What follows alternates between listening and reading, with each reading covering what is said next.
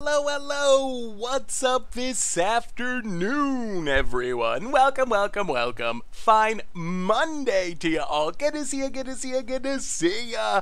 What is up, Kano and Elf and Zelda Zagbot, BG Self Davish, Still Reproductions, hello, Alicro, Zelza Long. How is everyone doing today? Hopefully, everyone had a spectacular weekend. Today, we got Interstein on screen now, but today, it's a modern day. We've been trying to play this deck for a while now. It was our backup deck all last week. We never got to it, so today we're finally going to see if Craterhoof Behemoth is the card that can make Affinity playable again. Of all things, who would have thought?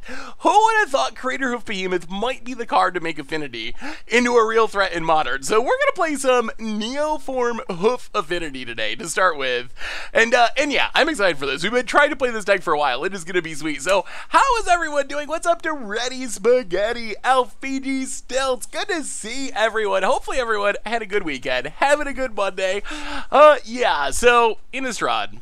The spoilers never end. Hey, what's up, Richard Dark Steel? How are you? The spoilers never end, and I gotta say, this set's looking insane. Maybe Wizards took and spoiled all the best cards in the set. Like, maybe all the best cards were spoiled on this early access day, but otherwise, this set looks insane. It looks absolutely insane. Yeah, consider that is such a huge upgrade over Op. We got Play with Fire, a strictly better shot. So we got consider playable back to Modern, Play with Fire, at least playable back to Historic. Join the Dance, you know, whatever, playable somewhere, maybe Standard. Inferno Grass, probably playable back to like Pioneer. Trisket Echophile, probably really good in Commander. Champion of the Parish. Oh, that card is so sweet and so good. Gonna make Modern Zombies a thing. Hopefully, Ren in 7, an Absurd Planeswalker. This set's like, it's insane. It's insane. So maybe this is all the good cards. Maybe they dumped all the good cards early, but Innistrad is looking absurd. Of course, we still got Historic Horizons coming out this week. We just go right from one set to another. So that'll be Thursday. We'll do some Historic Horizoning. But today, it's a modern day. And it's going to be a sweet one. Better Shock is better than Shock. Shockingly so. And we were worried that we'd get Diggy Cruise banned. I want to check back in since you posted the Pioneer video. Loved it, by the way, and how you think it did. I mean, I felt like Pioneer did okay. It did okay. My impression of Pioneer, based on the views of the video and so forth, is I think it's less popular as far as content compared to other formats like, you know, Standard, Modern, Legacy. But the people who do like Pioneer really like Pioneer because it had a pretty, like, a very positive response. So views, okay, but not great. Response, very positive. So anyway, Historic Horizons makes me sad. Not nearly enough wild cards. Yeah, that is going to be a concern. I'm worried about. I'm going to try to track how much I spend on Historic Horizons. And I know. I'm in the unique spot where I need a whole bunch of cards, and not everyone does. So I get that, but I'm still going to try to keep track of it. Welcome to the Fishbowl. 2 years. Thank you for your subscription. Big soup cheer for you. And Dayan Wildfire. Hey, what's up? Hey, Seth, my lovely wife, and is editing my Commander Complexity video. Going to go live on the 23rd. Ooh, awesome. I'm excited for that one, Doug. That sounds really sweet. Hey, Seth, going to do my LGS tonight to play some Modern. I play Blue Black Mill. I keep one slot open for a fun tutor target for my Scheming Symmetry. I've had a Miracle X Return spell. Now it's a Crypt Incursion for the creature matchup. Maybe I want to switch it out for a Miracle Cyclonic Rift or Haunting Echoes for fun.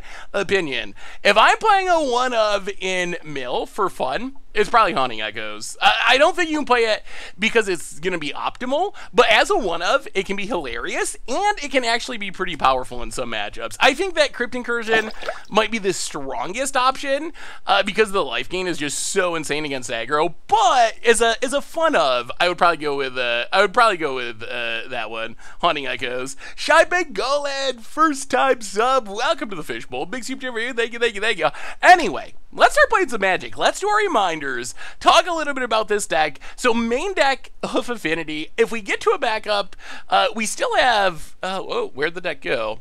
We did have a backup deck. Oh, the 4-color recruiter pile that we haven't played either. That's a backup today. So I think the stream plan this week is Modern today. Tomorrow, I got no idea. I don't know what we're doing tomorrow. And then Jumpstart on Thursday. Napatino, first time sub. Welcome to the Fishbowl. Thank you for your subscription. Big soup cheer for you. Thank you, thank you, thank you. Anyway, reminders. Replay YouTube. That's where you can find all the old streams, including this one in the future. Normal YouTube. Oh, so much stuff coming up. Brewer's Kitchen had his first short go up yesterday. It's a pretty funny one with his animations if you haven't seen it yet. So check that out. Budget Magic, also live podcast goes up over the stream. There's Against the Odds Vorpal Orb coming on Wednesday. So much stuff on the YouTube. So keep it out for all that. And of course, spoilers once we get back to it. Baze, welcome to the Fishbowl. Thank you so much for your subscription. Big soup for you. Thank you, thank you, thank you. Possibility of banning Urasaka. Was thinking about buying a couple. Possible, but I would say Ragavan and Dragon Rage Channeler, honestly, have overshadowed it as far as what people are talking about. So it's still, I think, a possibility, but I wouldn't be overly concerned about it getting banned in the near future. So could it get banned eventually? Definitely a possibility, but I wouldn't be super concerned about snagging a copy now. Otherwise, a reminder, Legacy tomorrow. Legacy could be interesting. A reminder that I do always like playing Legacy. A reminder that our sponsor today is Card Kingdom. And if you need a magic card, like a Japanese Tainted Pact etched foil, Japanese alternative art, or maybe just something from Adventures in the Forgotten Realms, you can get them from over at cardkingdom.com. Even get a free MTG Goldfish sticker. Let them know you want one, they'll hook you up. So thank you to Card Kingdom for supporting the show. Otherwise, merch page, clean out Richard's garage, tons of great stuff to pick up. Donations, always appreciated, never required. $2 support gets your message read on stream. And let's talk about this deck. I am also excited about having Brewer's Kitchen doing stuff. Brewer's Kitchen, his content when I first saw it just kind of blew me away with the quality of his editing, and it's funny, and the janky brews. It feels just like the perfect fit for Goldfish. Like it's just like it's a perfect fit. So I think it's gonna be really sweet to have Brewer's Kitchen making some content. I might try to add a few Historic Horizons cards to the ATO Historic Minotaur deck you made a while back. Thoughts? Yeah, go for it. What would you add from Historic Horizons, though? Is there... I don't remember seeing any Minotaur support. This set's so huge, maybe I missed it. Hey, Seth, do you think that Ren and 6 will be busted as Nissa from More of the Spark as a strong green Planeswalker? No. I think that Ren and 6 is Ren and 7 now is a strong green Planeswalker, but I don't think it's going to be Nissa miserable. Ren and 7 is strong. It is really strong. I really like it, but it's more grindy incremental value rather than Nissa. Nissa is like, if you don't kill it and your opponent untaps with it for one turn, they most likely win the game. I don't think Ren and 7 does that. I think Ren and 7, it's strong, and I think it'll see play, but it's more of over the course of a few turns, it's going to build a big advantage. So I don't think it's as scary as Nissa is. Just like the mana doubling of Nissa. Oh, that's the ability that makes it so brutal. Anyway, let's talk about this deck. So what are we starting off with today? We are playing Neoform Hoof Affinity. So on one hand, you probably saw Budget Magic Affinity a while ago, and our deck is kind of doing the same thing in non-budget form. The idea is we play a bunch of cheaper free artifacts, Memnites, and Ornithopters, in Mishra's Baubles, in Springleaf Drums, and this gets us enough artifacts to make things like Frogmite free, and this gives us more artifacts, which in turn makes Sojourner's Companion, Mirror Enforcer free, makes Thought Monitor cost a single mana. We can win just by playing a bunch of random affinity stuff and a cranial plating and beating down, but this deck has a twist, a very spicy twist, because we have Sojourner's Companion, Mirror Enforcer, Thought Monitor, all of which are technically 7 mana value, even though they actually cost us free or 1 mana usually. We can sacrifice them to Neoform, which lets us tutor up a creature of the mana value of the creature we sacrifice +1 and grab a Craterhoof Behemoth, and all of a sudden, all of our Memnites and Ornithopters and Frogmites are going to be absolutely massive. They're going to swing in and kill our opponent with 1 attack and win the game. So that is the idea. Affinity, but with this combo Hoof finish. Also, of course, since we're not budget, we get Urza Saga, which is kind of insane. In an artifact deck, the Karn Strikes are really big. In the sideboard, we get Hurkyl's Recall, to save our artifacts, I assume, from removal. At champion to fight through removal, bunch of graveyard hate, a pithing needle, dispatch as our no land ramp, path to exile, and that's the deck. That's the deck. So Affinity, but with Craterhoof action, and I'm actually kind of excited to see how it does. So I am so infinitely happy is back. It's the deck I've been playing for most of my career. Got me to regionals. Hey, wait, what deck got you to regionals? I also scheduled. Oh, Affinity got you to regionals. Yeah, Affinity used to be for a long time one of the staple decks of Modern. Like for years, it was alongside like Jund and Splinter Twin as being like the tier 1 of the format. And the Mox Opal banning kind of crushed it, but now it's back thanks to Modern Horizons 2 and Craterhoof, maybe, perhaps. I'm actually really excited to see how this works with Craterhoof. Why no Mirror Battlesphere is a Neoform target to build a board? So Neoform can only get something that is exactly 1 mana more than what we sacrifice. So it has to be exactly an 8-drop. And Mirror Battlesphere is a 7-drop. So if we could play another 8-drop, potentially. Although it would have to be an 8-drop that we'd wanted to drop more than Craterhoof a reasonable amount of the time.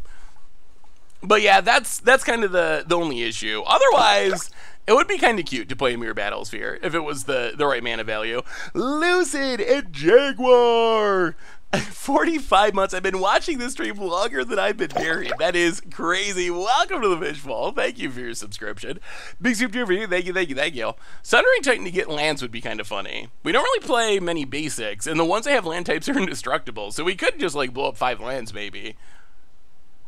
The meme Affinity deck that you guys had built a while back where you drop your entire hand, I have literally had that deck built the entire time that original Affinity has been playable. It is a pretty funny deck. I'm actually able to watch. Hey, welcome, Zyre. Good to see you. How have you been? Congrats on the house of the puppies. Thank you. Yeah, stuff is getting closer. So I got to see the puppies over the weekend, and they are getting big so fast. And the house stuff is in progress. Hopefully people finish up their stuff and we can get it done with soon. So I'm thinking probably middle of September is what it looks like, but the sooner the better. Sunray Titan also cute against Dryad. Yeah, what other 8-drops? Are there any other 8-drops that would be worth playing? I feel like, so if we have any amount of board, Craterhoof is going to be what we get, I think, because it just wins us the game, typically. But maybe there could be an 8-drop that we'd want to get when we don't have a board that can win the game. Twisting it! Welcome to the Fishbowl. Thank you so much for your subscription. Big soup cheer for you. Thank you. I don't have any new picks yet. No new puppy picks. I'll try to get some shortly. But yeah, I don't have any at the moment.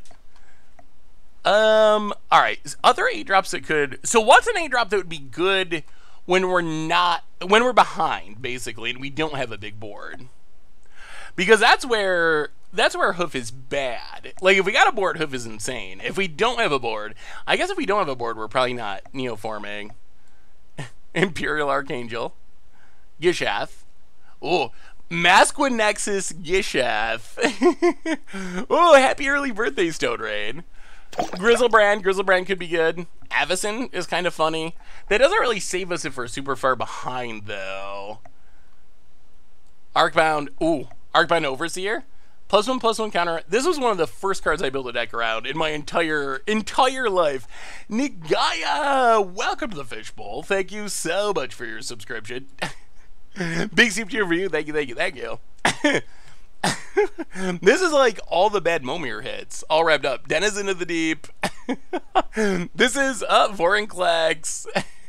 This is all the stuff that you don't want to hit, Momir. Maybe I can see Grizzlebrand. I can see Grizzlebrand being decent. All right, we'll play first. We'll keep thinking about it. Maybe we can add one more. Ooh, Sphinx. I do love Sphinx of the Steel Wind. This deck is mostly about counting to 7. Stream mode. So 1, 2, 3, 4, 5, 6. That's fine. We got no Hoof, but we got a bunch of artifacts. The artifacts turn on the Frogbite, get us to Thought Monitor. Please no Thought sees us. Well, I think next turn we just get to empty our entire hand. Tap land go. Dirty Dance Jazz, welcome to the Fishbowl. Thank you so much for your subscription. Big Scoop for you. Thank you, thank you, thank you. We are, and let me squew. Welcome you to the Fishbowl as well. Scoops here. Thank you, thank you.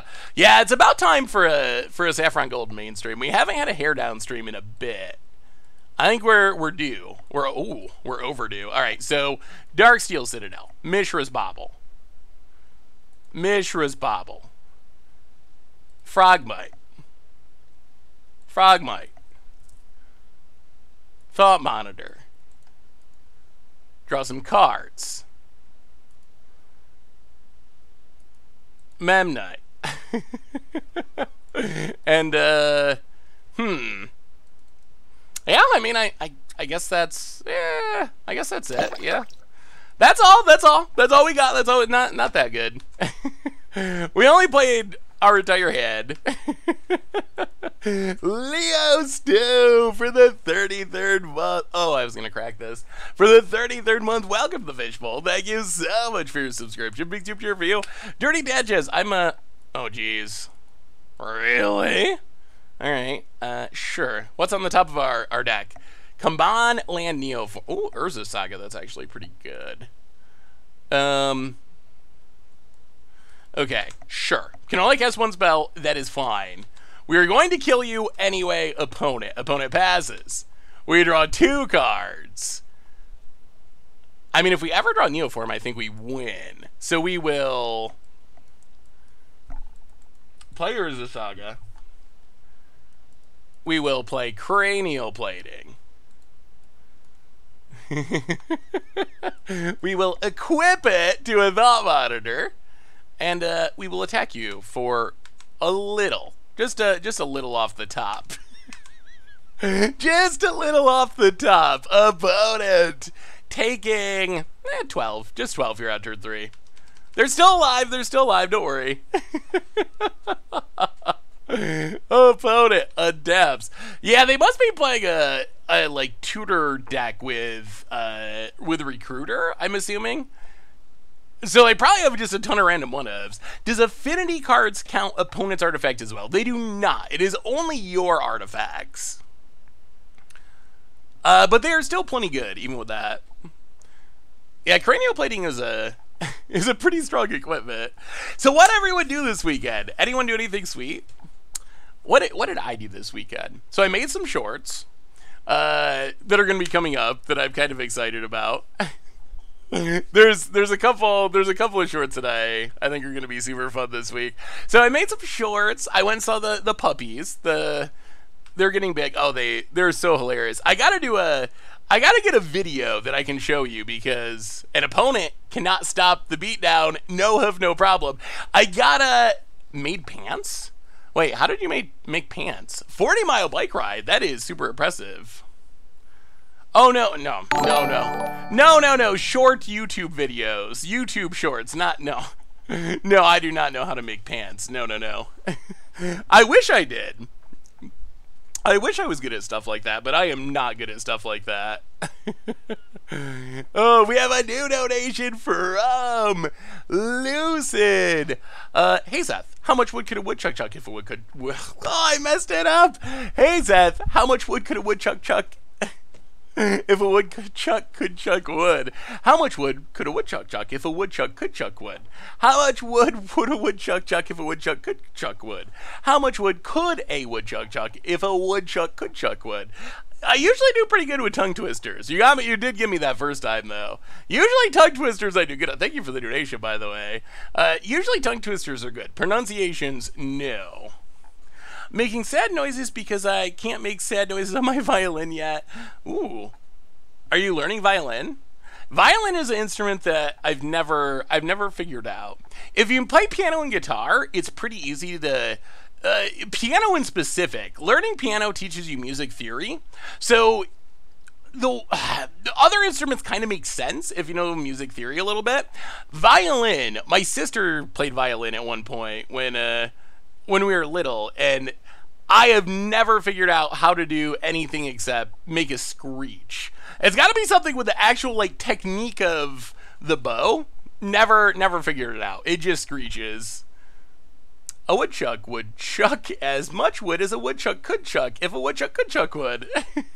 Are there any decks that are less viable on paper because it's too difficult to keep track of what's happening? Ooh, that's a really good question. All right, let's side. What is our opponent even doing?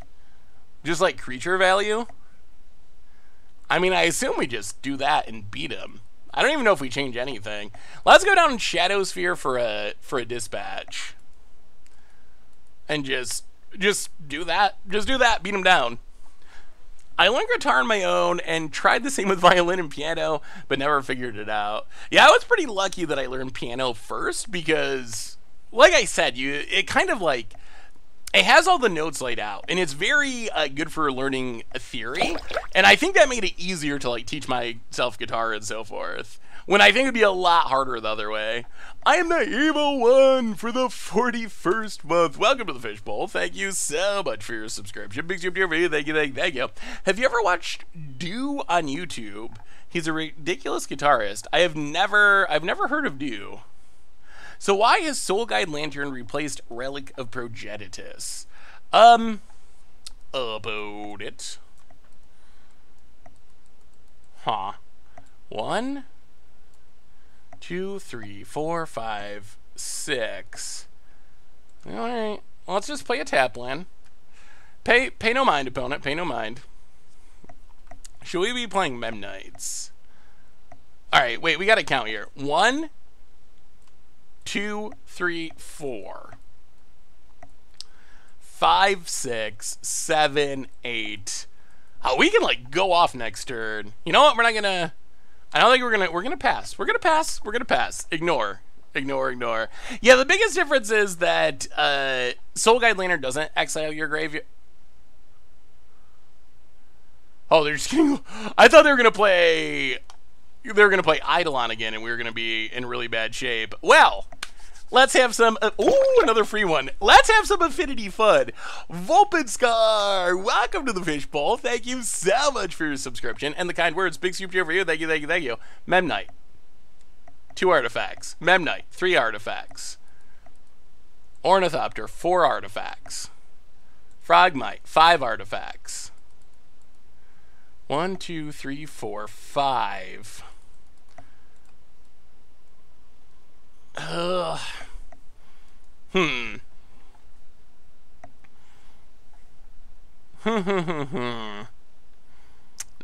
what? Now what? We're at Funfinity.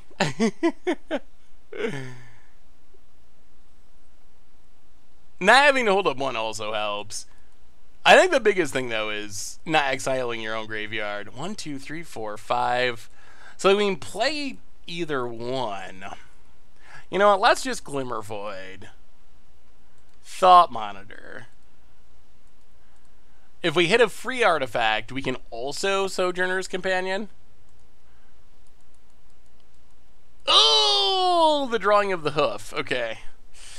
Well, that's not what we want to be drawing. The drawing of the hoof is not ideal. Hey, I'm doing well. Affinity to Squirtle. different style of Affinity. So why is everyone playing Flusterstorm and sideboards in Modern all of a sudden lately? I have not run into Flusterstorms in Modern. I haven't actually noticed it or paid any attention to it. I'm trying to think of what Flusterstorm would be good against. Wait, are you pass? Oh my goodness, opponent's passing. They're just passing. Okay. Sure. Solitude. Yup. Pitches Deputy of Detention.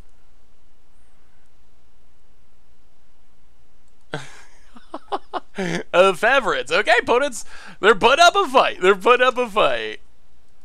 Gonna exile a Frogmite. Gonna exile a Thought Monitor. Alright, so opponent had their big turn. That's actually kind of awkward. We keep drawing non-artifact lands, which is a bummer. Thoughtcast. Ornithopter.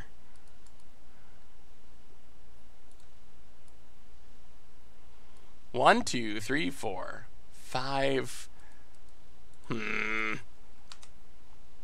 Yeah, I think we just gotta pass. Drawing Hoof is awkward. We don't really want to be drawing up. Where's our Neoforms? Why don't you play Nettlecyst over Plating? I think that in Modern, Plating is just better because it's efficient and because you can move it around during combat, which is actually like a pretty... The ability to like attack with all and then move Plating to an unblocked creature is actually really big. Yeah, but they're ephemerating a Solitude, so if we run out... Right now they're gonna have to Swords to Plowshares like an Ornithopter or Memnite. If we play Sojourner's Companion, that's definitely gonna be what gets Solituded. Yeah, the headset finally came in, thankfully. Yeah, so that's what... Hey, what's up, Benny? How are you? So yeah, that's what I was thinking. Hopefully avoiding the impending Swords to Plowshares. There were some rumors they were planning, they were only planning to unban the Ancient End. Wait, there were rumors they're going to unban artifact lands? I mean, at this point, does it even matter? I guess it does to some extent. More of them, I guess, would make the deck better. So, opponent tutors up a Craterhoof. That's pretty painful. None of this matters if we draw Neoform.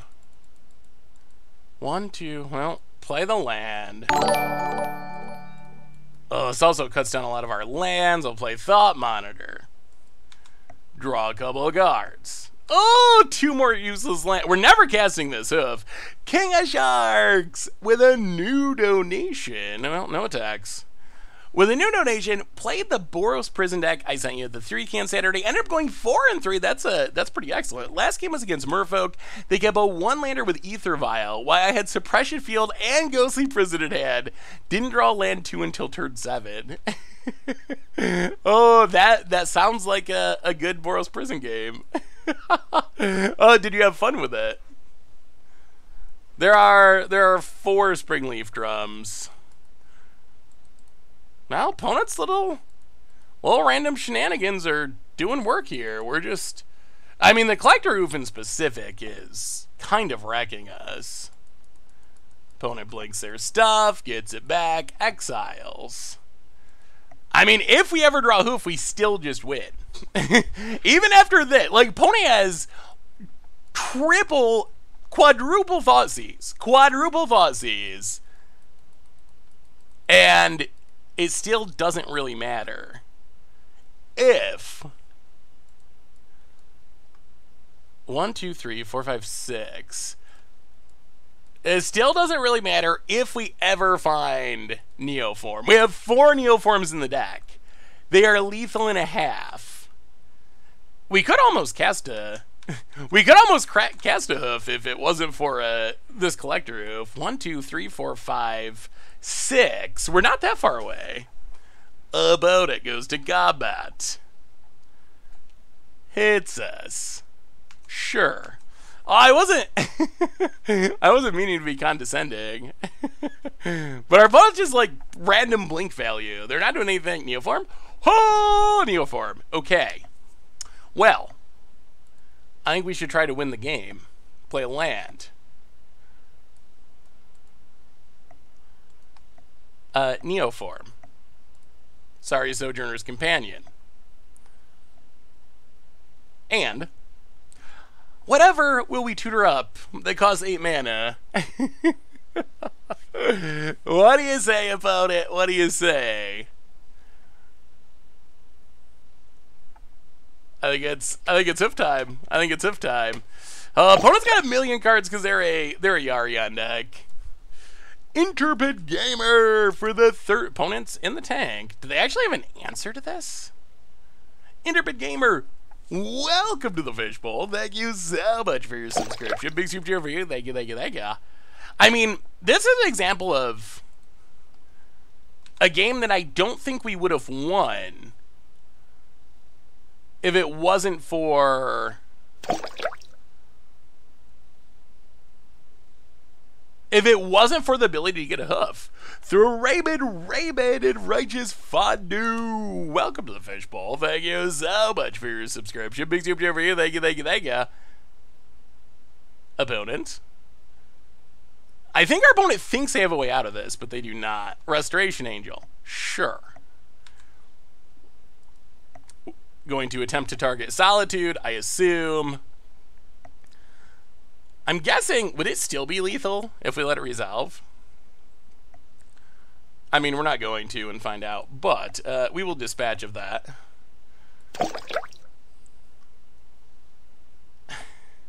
And Death by Hoof.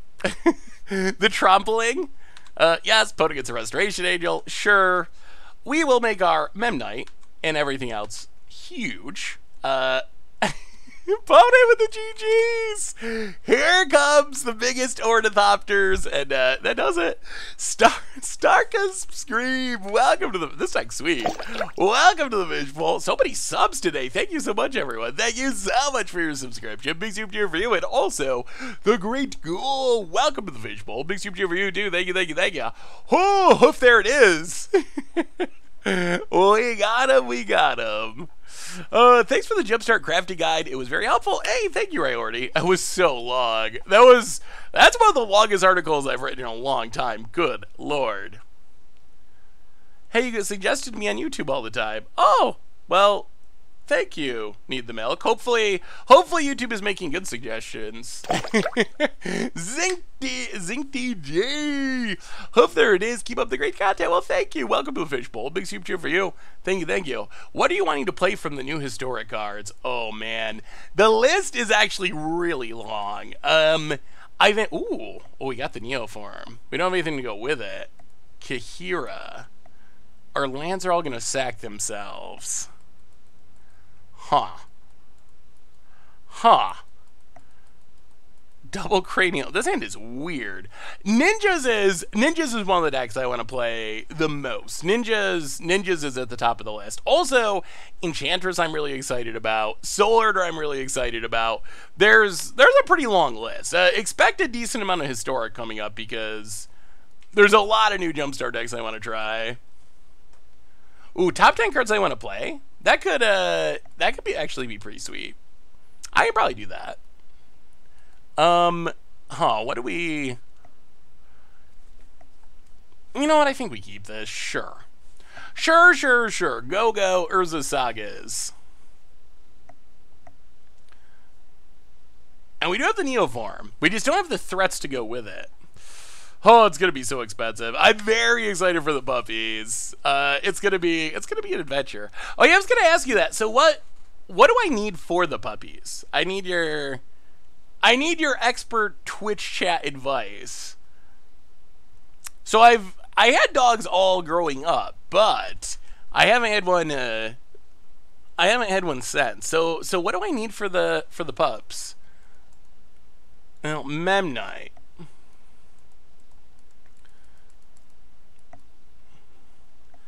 Bobble. Saga. Go. Food, water, crates, and crate mats. Wait, crates? Like you keep him in the crate? That doesn't sound like the most enjoyable life. Oh, crate training. Train them to enjoy staying in the crate? I'll have to read about crate trading. I'm not 100% sure what crate trading is. Leisure collars are very important depending on the laws in your city. Well, I live in the middle of nowhere, so the laws on that are pretty lax, I would say. Well, Saga triggers. We're gonna lose all of our lands, aren't we? Another Saga. Okay, maybe this was a bad idea. Frogmite. Haha. Can you beat a 2/2 opponent? Hitcha. Oh, we're gonna have to suck all of our lands. That's awkward. That is very awkward. Cell Factory! Welcome to the Fishbowl. Thank you so much for your subscription. Big super for you. Thank you, thank you, thank you. Do they evacuate in the house? They do right now, but that's because they're... Oh no, are we getting just a million for one tier?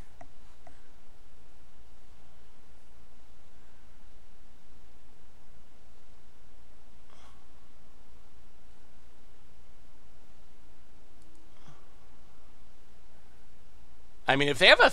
Oh, jeez. Alright. Well, we're probably in trouble. We're probably in a ton of trouble now. So we lose our entire board. Our opponent's little shenanigans paying off. We needed the creatures because we can get... Oh, we could use them to produce mana, but now we don't have them. Ugh. Ugh. Quick question. In the tier list video from the other day, were the cards also rated based on sideboard play? So the idea of the tier list, and maybe I should have been more clear on it, but it was basically, the idea was, are you going to need these cards? So yes, it was considering sideboard and main deck play. But the basic idea was, how likely are you to need these cards in your collection to... Oh, we're drawing a... No, oh, jeez. Well, now we're seeing the bad news about Neoform, which is we have no mana. We have many Neoforms. We're sacrificing our lands to get things that don't really do anything. Oh, this is the worst. This is the absolute worst. I mean, we're gonna have no mana. We're flawless victorying ourselves somehow. Well, maybe we shouldn't have kept this hand. Maybe we should have expected Solitude shenanigans. How do you expect Solitude Ephemera out of an 80 card deck? Oh wait, this is not the 80 card deck. This is another deck that is just doing the same thing. Apparently Ephemerating Solitude is a popular strategy. Lesnar? With numbers in there? Something like that? Welcome to the Fishbowl. Thank you so much for your subscription. Big super tier for you. Thank you, thank you, thank you. Well, we didn't want lands anyway. Yep. Yep. This is fine. This is fine. We're doing good. Spire of Industry. Memnite. Cranial plating. Thoughtcast. Go. Yeah, this has been real bad. Yeah, apparently the Blink the Elementals plan is a popular technique. Hey Seth, wanted to show off this Wolfgar the Icewing Dale deck. Huh? Wolfgang the Icewing Dale deck, trying to make full use of the attack Harmonicon value with things like Eldrazi Titans. Ooh. Yeah, Wolfgar is one of the new commanders I'm most excited to build around. Unfortunately, it's not on Magic Online yet, which makes it tough for Commander Clash. That does look sweet. Wolfgar's a really cool commander. I don't know if I would go with Eldrazi or not. Just because I don't really like Eldrazi in Commander. Well, this is went about as horribly as possible. We're down to 8. 1, 2, 3, 4. Yeah, that does it. Oh, we needed lands that would not sacrifice themselves. Or perhaps... Yeah, this might just be a hard matchup. We don't really have any answer to this, do we? Like, if our opponent's just blinking elementals, like Fury and Solitude, how do we possibly beat that? Like, they're just all, like, 10 for ones. I am very, very concerned. Hoof might not be enough. As champion?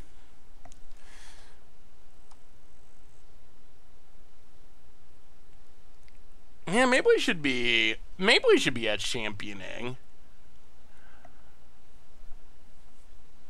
I feel like they just blow up all of our other stuff, and that turns off Fetch Champion.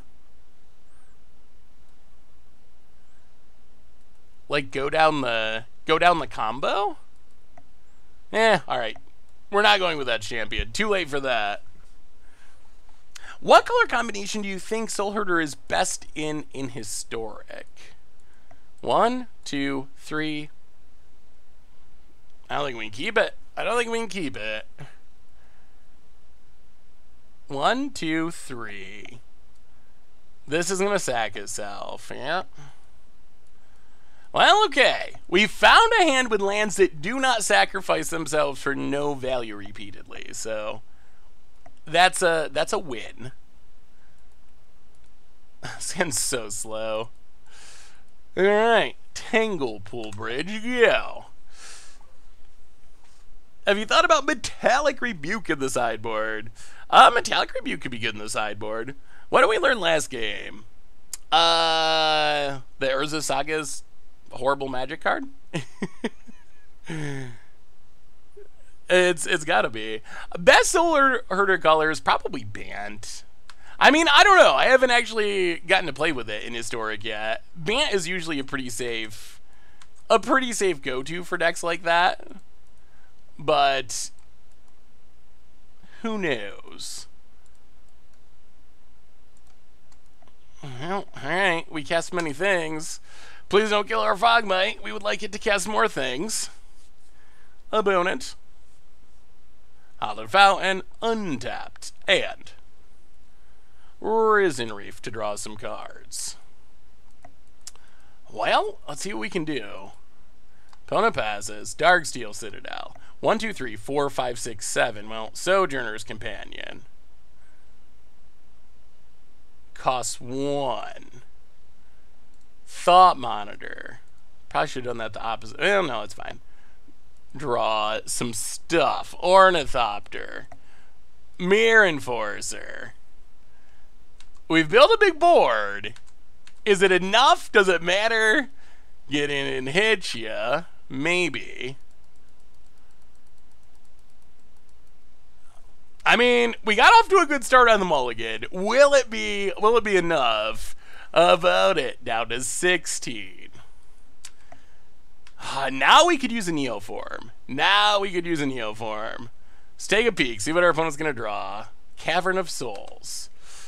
Come on, Neoform, and please resolve. Have you ever done a Scrapyard Salvo Affinity deck? Scrapyard Salvo? What does Scrapyard Salvo do?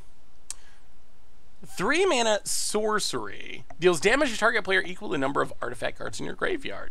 I have not.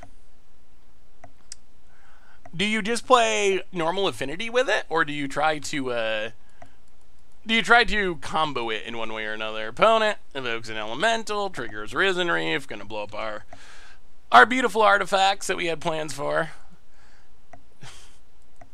I don't know if we can beat our opponent's deck, honestly. This just might not be a matchup our deck can reasonably win. Risen Reef puts it in hand. Cracks. Well, if we draw a Neoform, who knows? If we draw and resolve it, we got a shot. Running with eggs. Okay. Yeah, I could see that being Sweet and Pauper. It seems like it might be a little slow for... Jeez, God, that's what you got in your hand? Alright. Seems like it might be slow for Modern, but it does sound sweet in Pauper. Alright, so opponent. Yeah, there's no way we ever beat this deck. No way. Opponent. Land. Cracks it.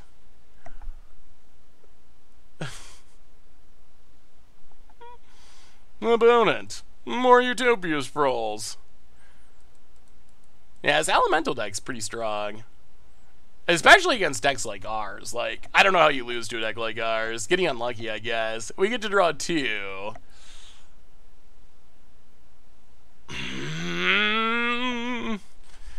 Well, we'll see. Maybe? Can we get a miracle? Thought Monitor. Draws 2. Well, Maybe? Can it say, is this the way? Is this the way we could possibly win? Tap a Thought Monitor. Sack a Thought Monitor. Get a Hoof. Pump 'em. Oh, blow up our artifact. Oh, that Ornithopter's mad. That Ornithopter is not happy. The elementals attacked all of its friends, and we get our revenge. Okay, so I guess it just really doesn't matter. If we draw Neoform and have a creature on the battlefield, we pretty much win.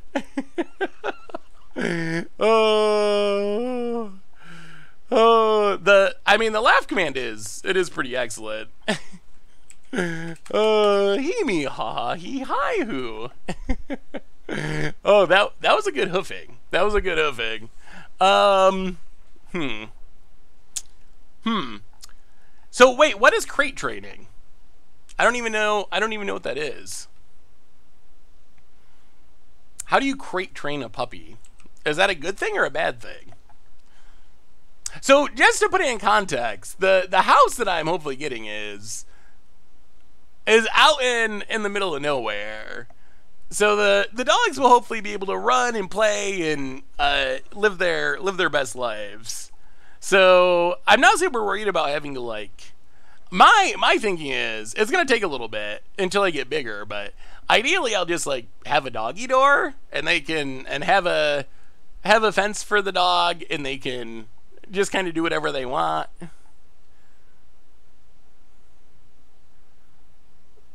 Why wasn't Etch Champion in before? Oh, what would we cut for Etch Champion is the problem. That's kind of the sticking point. Like, what do we go down? I mean, I guess we can go down a couple Enforcers. Is Etch Champion even enough? Yeah, alright, we'll try it. We'll try it. We'll trim a couple Enforcers. Bring in a couple Etch Champions. Maybe, we can sack him to get a Frogmite. To our Neoforms. You don't want them roaming around at night. So the night is when the crate comes in. Well, alright. On the draw, we have a lot of artifacts. 1, 2, 3, 4. Opponent cracks Utopia Sprawls. Oh, I'm sure you will. Actually, I don't think they're a very loud breed, so they might be quieter. They might be quieter than Thor. I guess we'll see. Well, Darksteel said it out. Go. How bad are your guys' dogs? Mine are fat basset hounds who find any possible way to steal food and doesn't need a crate. Well, we'll see. Mine are not here yet. They are puppies that will soon to be here. All right, let's see. 1, 2, 3, 4, 5. Land. 6.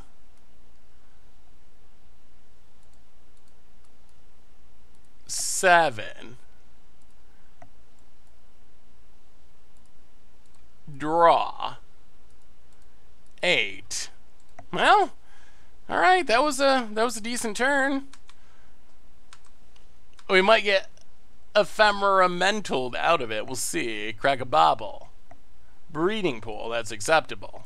Crack a bobble. Etch Champion. All right. All right. We'll see if Etch Champion is actually good about it.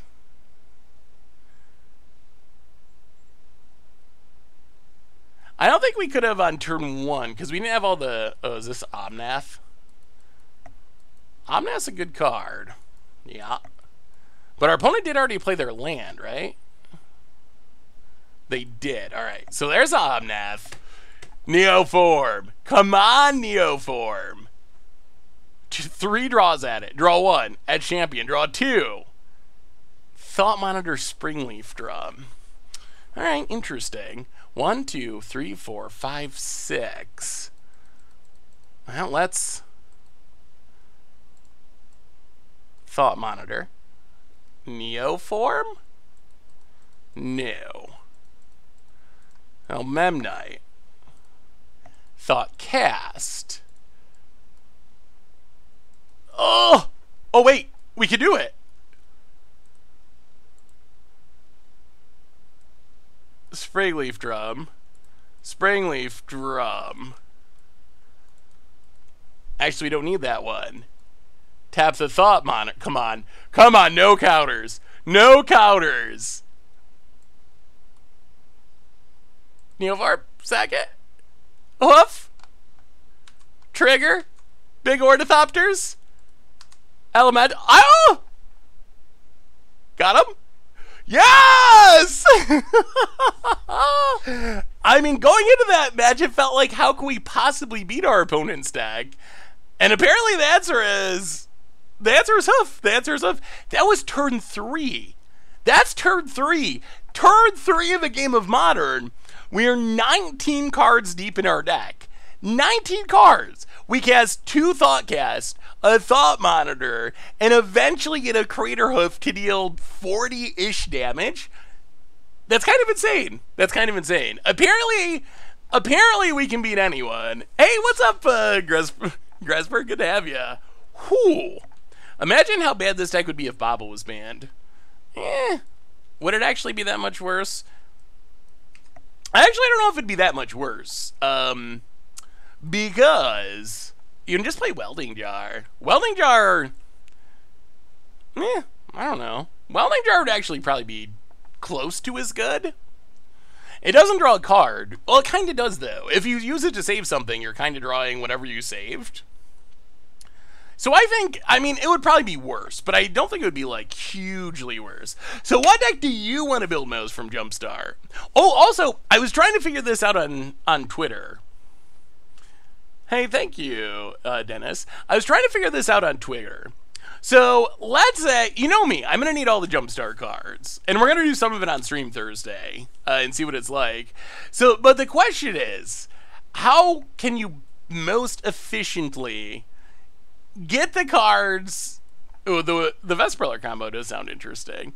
Hey, what's up, Daniel? Hello from New York. Good to see ya. How can you most efficiently get the cards? Been streaming for about an hour so far, Damon. How can you most efficiently get the cards? Like, is it better to just keep playing Jumpstart? Or is it better to get a different set? I think we can keep this. Or is it better to get a different set, with the idea being that eventually you will get enough wild cards to get it?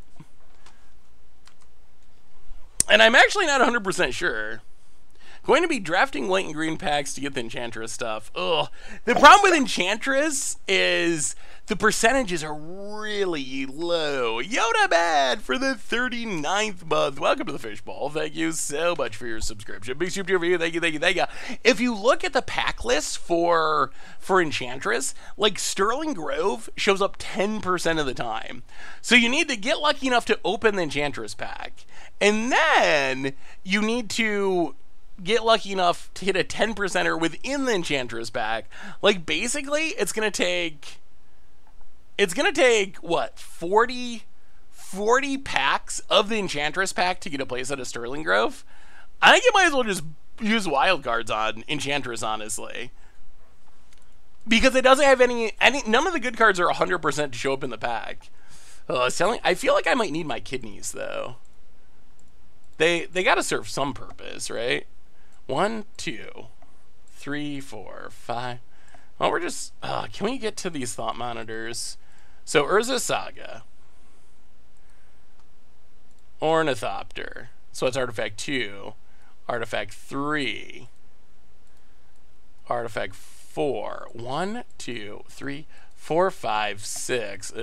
We can't. Alright. Well... yeah, alright, next turn maybe. Play the plating, go. Alright, don't kill our artifacts, Bird. We need them to cast Thought Monitors. Kidneys are for stones? Oh. Well, I don't want kidney stones. So maybe I should sell it. How much of Jumpstart do you think I could get for a kidney? Slightly used kidney. I bought old sets. I really didn't like Jumpstart anyway. I need some cards from older sets. It's a gamble, but it still feels like the odds better than playing Jumpstart.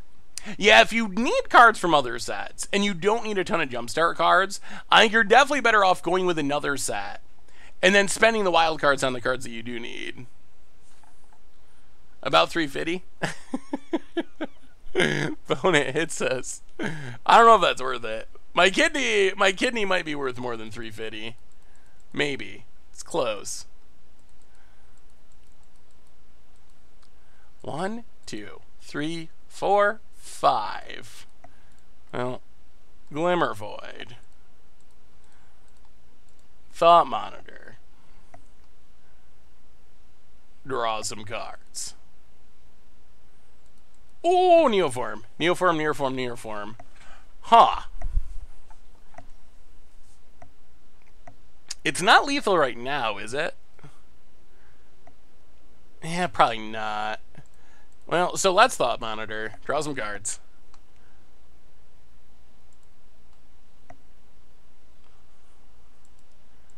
Bobble.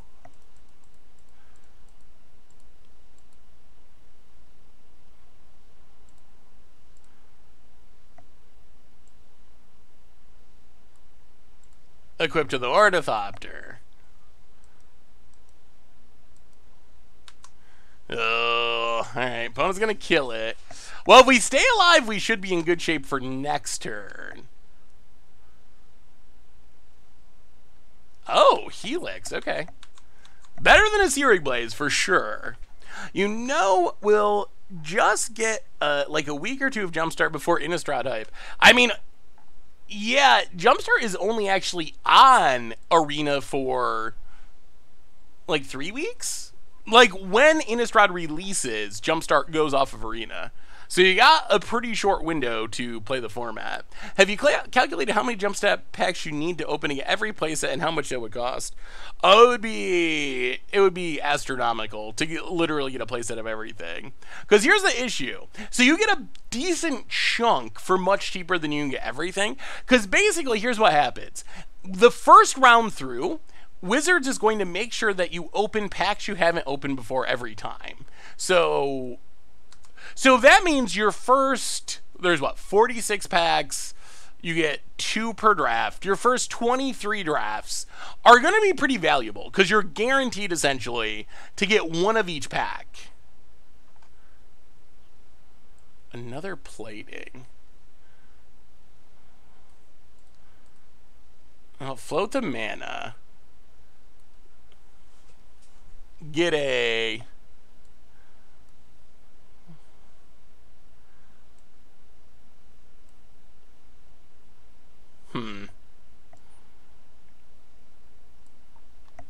Can we win this turn?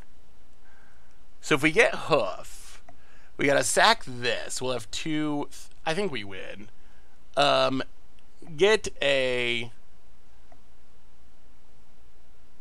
Spring Leaf Drum.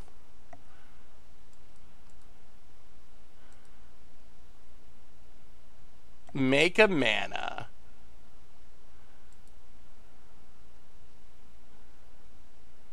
Equip the plating.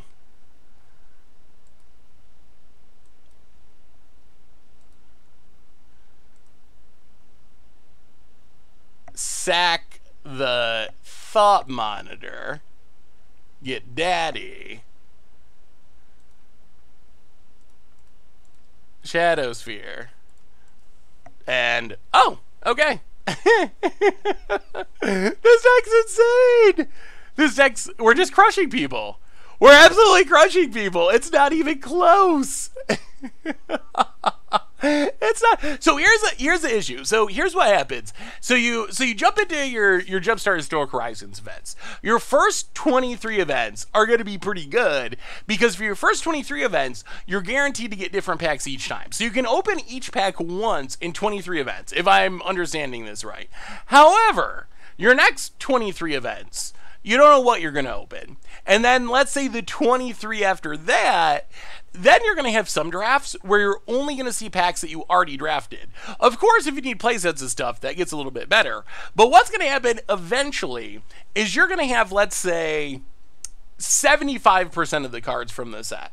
You have 75% of the cards from the set, but you still need that other 25. When you jump into an event, odds are you're not going to get any packs that are helpful because you already have most of the set, and odds are whatever individual card rewards you get will also not be helpful. So there's like this like super huge diminishing return. So your first packs are going to be really valuable. Your middle packs are going to be relatively valuable. But then trying to get the last like 20% of the set, you're going to be paying 2,000 gold to play an event and getting like nothing of value out of it.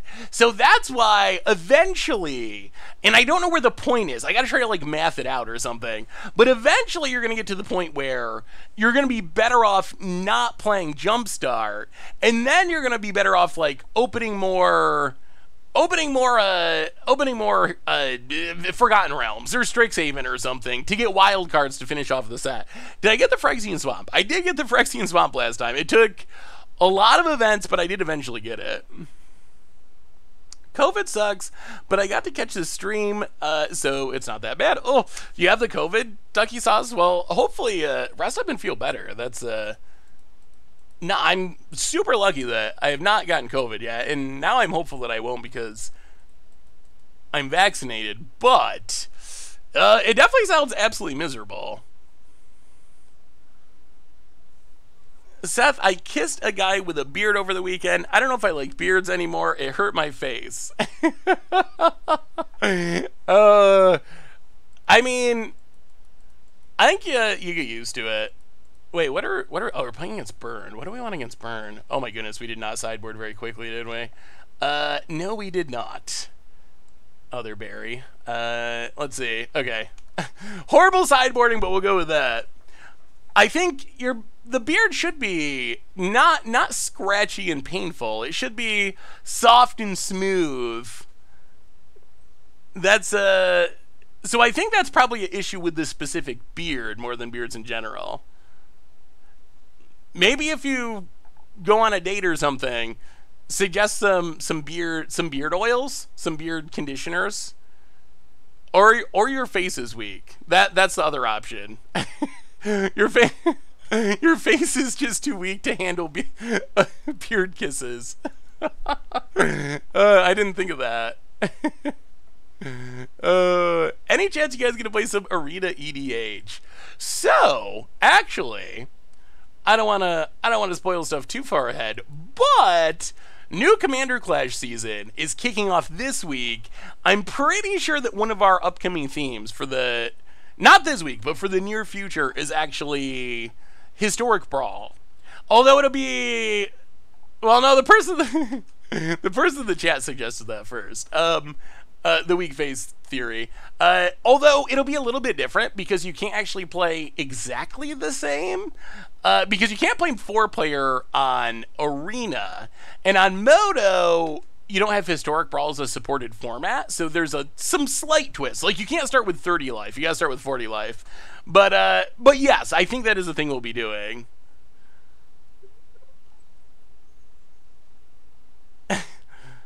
Yeah, Krim and Tomer's beard do not seem very scratchy, I would say. How do we do this? Darksteel Citadel, Springleaf Drum, Yo, About It untaps. Excellent deck link, by the way. Ooh, wait, is there a good one? Thank you. About It, Arid Mesa. M. Laurencelli, welcome to the fishbowl. Thank you. Oh, so many one drops. Thank you so much for your subscription. And the bolt to the face. Opponent might be getting us this time. They're off to a fast start. Big super cheer for you. Thank you, thank you, thank you. Opponent hits us. Urza's Saga down to 11. We need a big turd. I don't know if we can go big enough here, honestly. We might have went too big. We might have went too big. Have we played the turn 2 Goblin Kill deck yet? Wait, Minion of the Mighty? The Minion of the Mighty deck, no. I think that it's been on the against odds poll and hasn't won, which I've kind of been honestly a little bit thankful for. So I think that 1, 2, 3. Yeah, we just can't get to our big things. Ouch. Ouch, ouch, ouch. Well, yeah. Tap. Plating. Razor Tide Bridge. We might just be dead. 1, 2, 3, 4, 5. We're upping our artifact count slowly. So the thing is, it's just like really inconsistent. Like incredibly inconsistent. Because you need 4, well, actually 6. You need 2 pump spells, Minion of the Mighty, the Double Strike Dragon, and 2 lands. So you need a specific 6-card opening hand. Yeah, opponent's got us. That's a fast burn kill. So you need a specific 6-card opening hand, and Minion of the Mighty and the Dragon don't have any redundancy. So I think it would be sweet to see it happen, but I honestly think that it's something that is probably hundreds, maybe thousands of games to actually have happen. Although it might be possible to do in historic after Jumpstart releases because of Scale Up. Scale Up helps a lot. Scale Up gives you 1 card that makes Minion of the Mighty big enough to put the dragon into play. So then instead of 2 different pump spells, you need Minion of the Mighty, you need Scale Up, you need Dragon, you need the lands to cast them. That helps with the redundancy aspect. So we'll have to see. Maybe we try in historic at some point. All right, so we're getting burnt.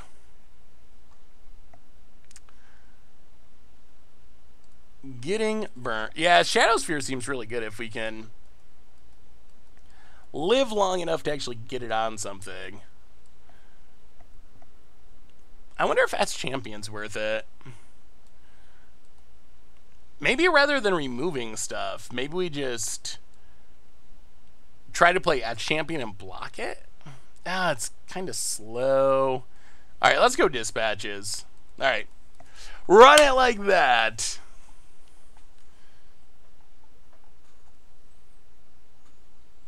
Yeah, oh, I guess you only need 1 land. That's true. Although the lands, I guess, are not super hard. Ideally, that should be the easy part, having 2 lands in hand. All right, we're on the play for game 3. Can we overcome the fast starts of Affinity?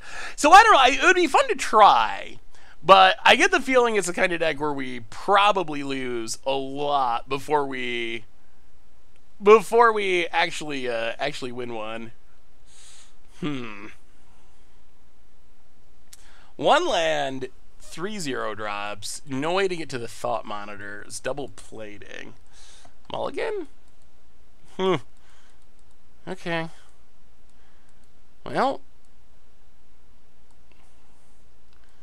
here they come. Here comes the frog bites. Opponent's also mulliganing, which is good for us. Are there any other combos with Scale Up? We don't have Infect. Double Strike creatures, I guess, could be pretty good.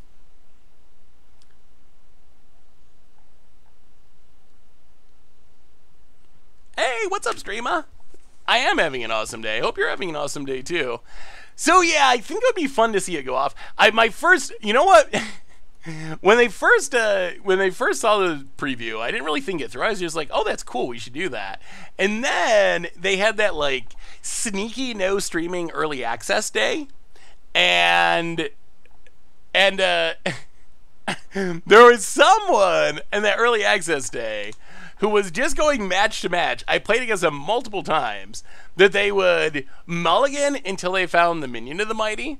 Then they would play the Minion of the Mighty. And then you would kill the Minion of the Mighty. And then they would just say good game and scoop. And because I met them multiple times over the course of like a few hours, I assumed that they were just doing that for hours to try to get the kill like on camera a single time. I don't know if they succeeded or not. Has there been a video? Has anyone done a video of that combo or anything about it? Bolts our face. Yeah, the early access is weird without streaming. Oh, is it so they don't have names anymore. Now you're just arena player or whatever. So you don't actually see people's names. So you don't know. And actually that part makes it a little bit less fun too. Yeah, I'm not sure why they restricted it to just streaming either.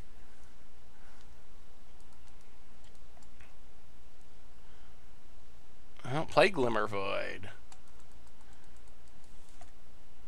Go to combat. Attack with the Frogmite. Wow, opponent takes it. Interesting. Play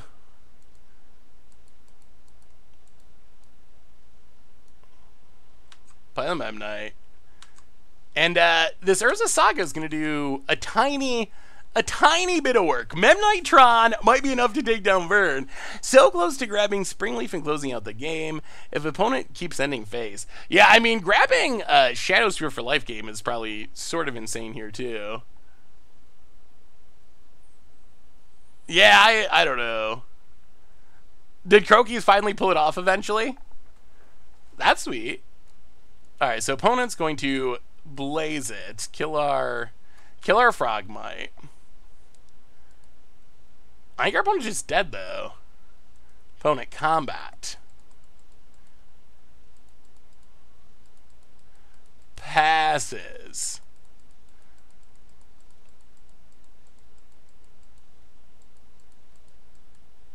Down to 12. Well, 1-2. Mega Karnstruck. It's going to be a little bit big. Untap. Draw. Make a Karnstruct. Tutor up Shadow Sphere. Well, I guess this is the way we can win without having a Craterhoof. Go to combat.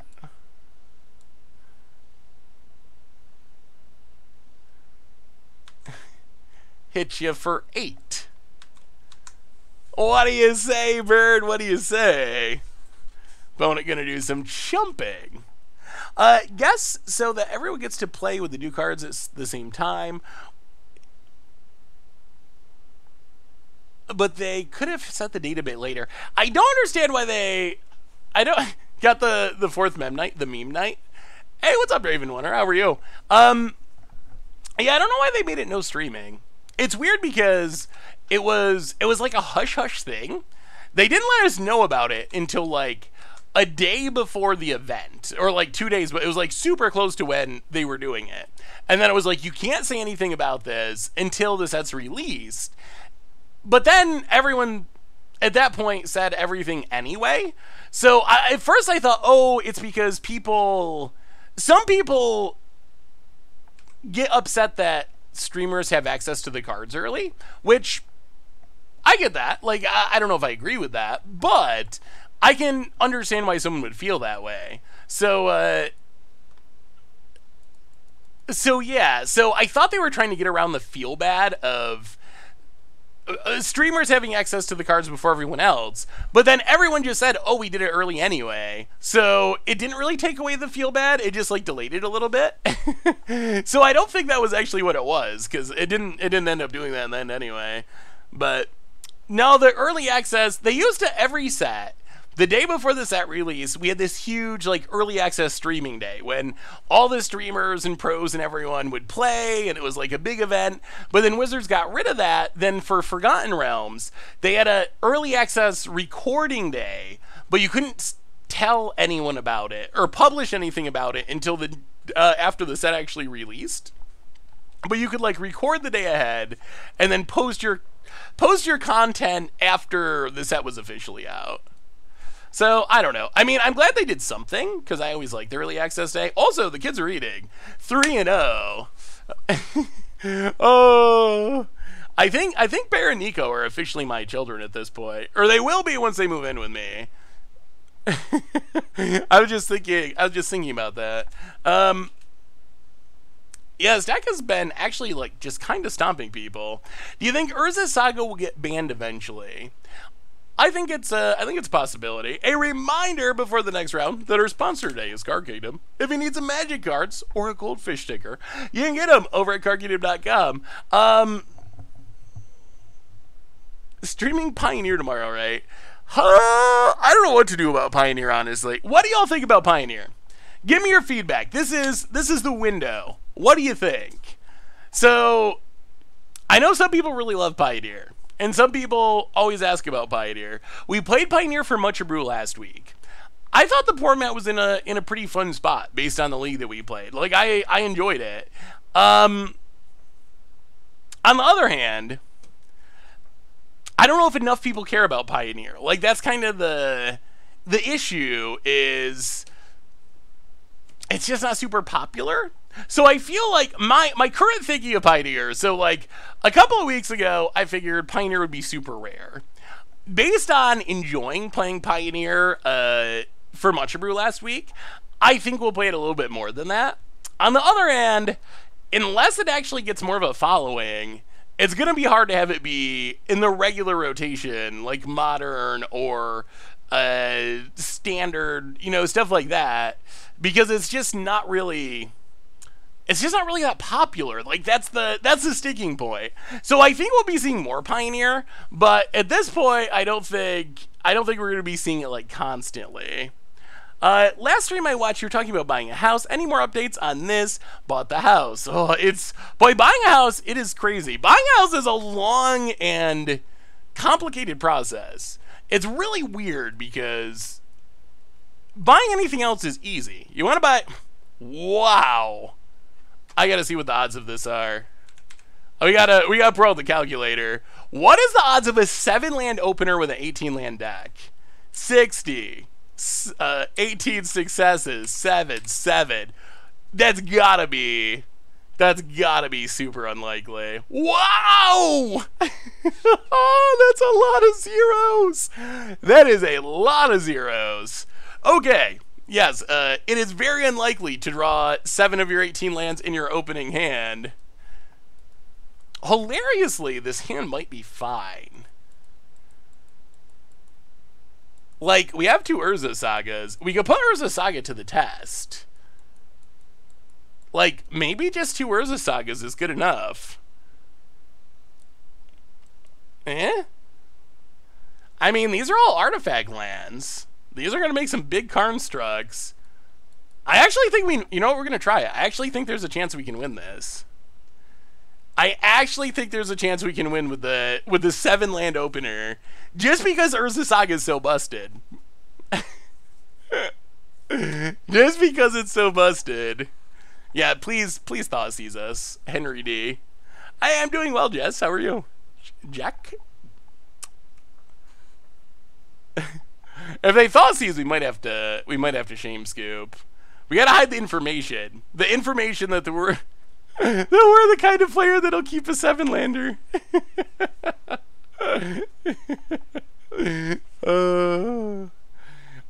Yes, Ephemerate Grief would be hilarious. Opponent's mulliganing to 3.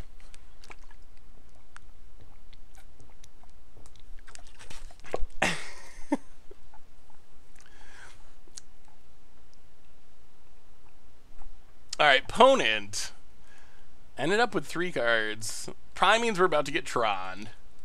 Well, tap land. So we need these to trigger in a way that we get to make 4 constructs. Okay, it is Tron. Chromatic Star. Well, Urza Saga. Springleaf Drum. Go. So much mana, so much mana. About it passes. Cracks the star. Oh, if we win this, that would be so funny. Forest. Sylvan Scrying.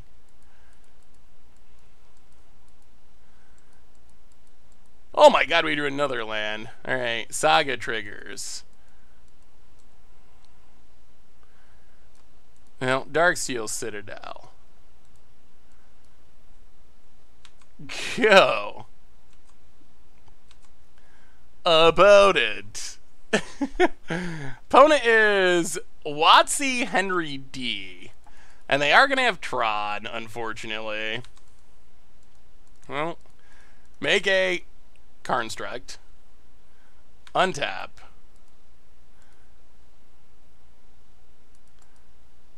Make a Construct. Tutor up. Huh. Bobble? Let's get Bobble.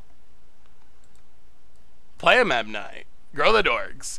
Mr. Finkles! Welcome to the Fishbowl. Thank you so much for your subscription. Big super for you. Thank you, thank you, thank you. Play a Urza's Saga. Go to combat. Hit you for 7. Like, look how crazy. This is the 7-land opener. This is the 7-land opener. This is a 7-land opener. About it. Tron assembled. Are we dead? What do you have? Tron. Fancy Tron. And Worm Coil. That's pretty good. Pretty good. Huh. Yeah, I don't know if we can beat the Worm Coil. Well, that's unfortunate. Oh, yeah, that's what we needed to not see. About it.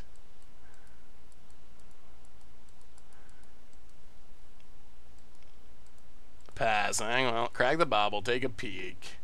Chromatic Star. Oh my god. So many lands! So many lands. Frogmite. Bridge. Pass the turn. This Worm Coil is keeping our opponent alive just barely. We don't have any dispatches in the main deck. Opponent, Mustache Emerge. Welcome to the Fishbowl. Thank you so much for your subscription. Big super review. The funny thing is, I think we beat Karn. I think we beat Ugin. I think we beat all of their finishers except for exactly Worm Coil. I think Worm Coil is the one that we can't beat.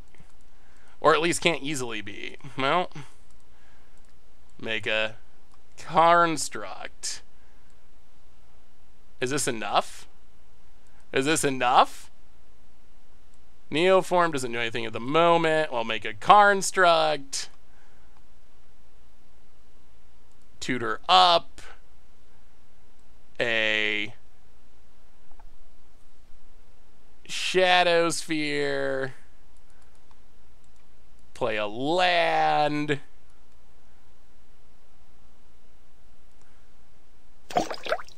So opponent goes to 19. We win, right? We just win? This is a win, right? Equip. Go to combat. Attack, attack, attack. 7-lander. 7-lander! 2 Urza Sagas. In game. We kept a 7-lander in 1 with Affinity, an 18-land aggro deck. All right, back around to that question about Urza Saga being banned. Can I change my answer? Can I change my answer? I think the answer is pretty clearly yes. Yes, yes. I mean, I don't think it's gonna get banned right away, but that was like kind of insane. That was kind of insane that I can't believe that hand worked. Like that was just Urza Saga. Just. That wasn't Urza Saga, but we had a few other things. Yeah, this is a league. They mulled to 3, but they mulled to 3, but they still had Wormcoil into Ugin. I mean, mulling to 3 is kind of what Tron does. That's kind of their gimmick. But that is true that they did mull to 3. But Tron mulling to 3 is pretty normal. I actually don't think we want to bring in Dispatch. Usually they have like a Wormcoil. And we beat the Wormcoil that time. No, our hand was literally 7 lands. We mulliganed to 6, and our 7-card hand was 2 Urza Sagas, 1 Glimmer Void, 4 artifact lands. And we put the Glimmer Void back to the bottom and kept the other 6 lands in 1.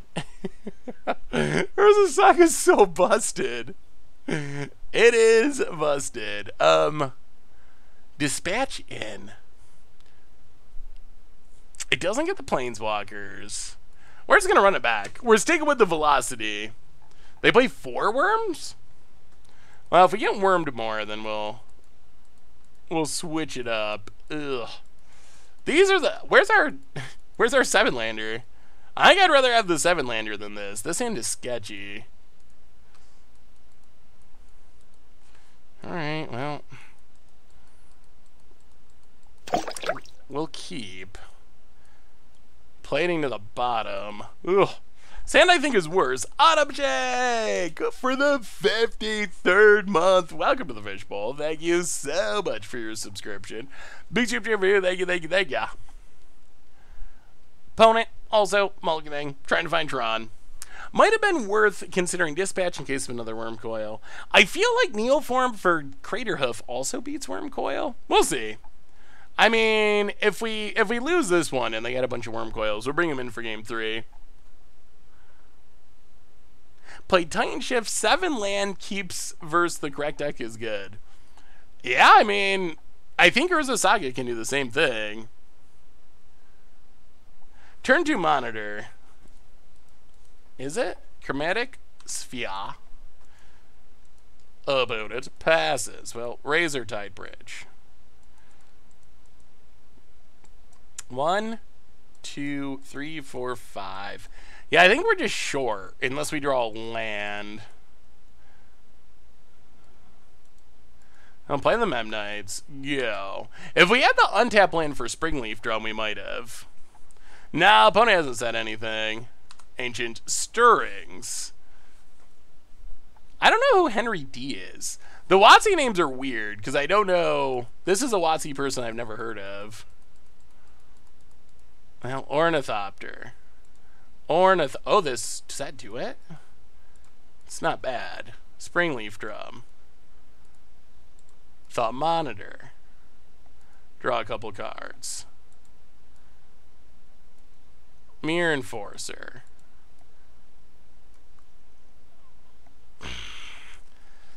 Ooh, do we want to pith? Is it worth pithing? Can a variant of this deck be viable in Historic? Because of Jumpstart Historic Horizons, I believe the answer is yes. I mean, that's a good turn too. I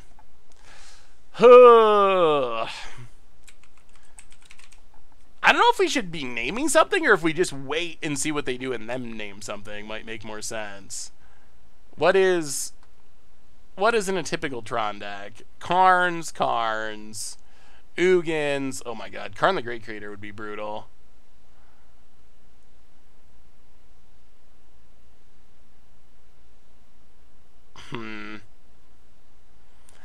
Expedition map? To cut off Tron? I don't know. I don't even know. Yeah, we'll just wait. We'll just wait. Play careful. Opponent untaps. Is Tron assembled? Hopefully no. I do like these Tron lands. Okay, forest. That's better than a Tron land. Opponent passing. Oi, draw. Urza Saga. Well, play Urza Saga. Go to combat. Attack ya.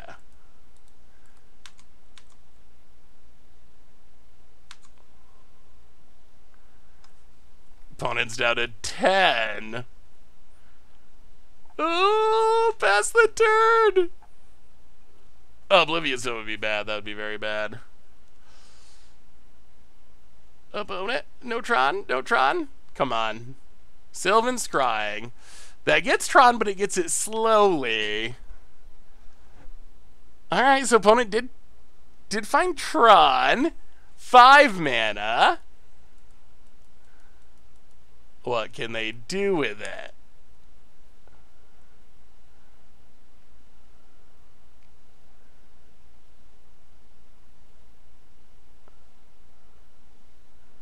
Opponent. Wow, this is close to taking down our arch nemesis. Henry Wilder Davis of the UX design team. Ah, thank you, Stone Rain. I'm not familiar with Henry Wilder Davis.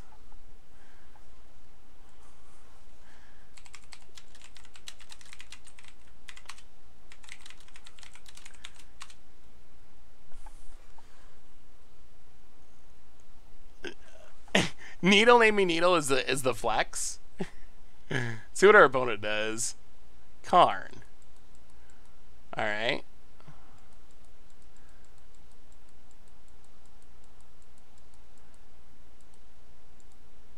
Gets.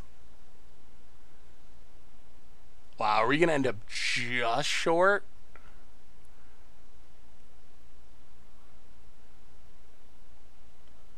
Pithing Needle. Plays it. Name Saga. Passes. We draw an artifact land. Well, go to combat. We don't have Letho, so kill Karn, hit our opponent.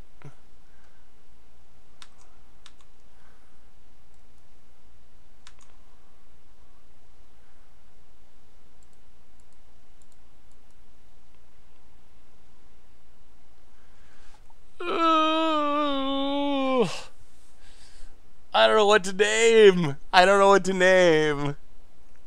I don't know. They could... Oblivion Stone would beat us. Ugin doesn't beat us. Karn... Big Karn kind of beats us. Ugin doesn't really matter because our stuff is colorless, so they can't actually sweep it away.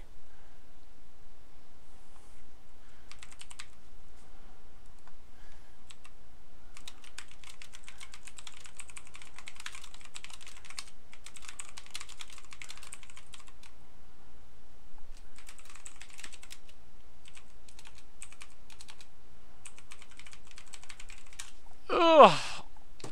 Yeah, I think it's gotta be Oblivion Stone.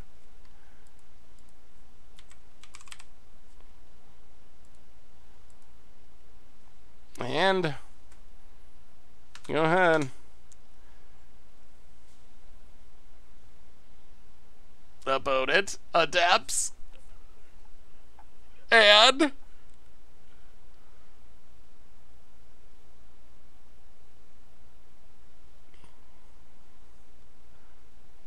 big card, okay. Sure. Snags the mirror. Passes. We draw nothing. Wow, we're still 1 point of damage short. 1.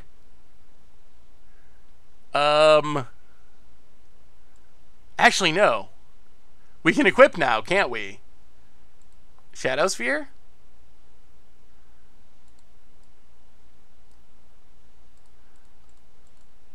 Equip it to an Ornithopter. And getcha. Yes, we could. Yeah, they needled our Urza Saga, so we couldn't make a.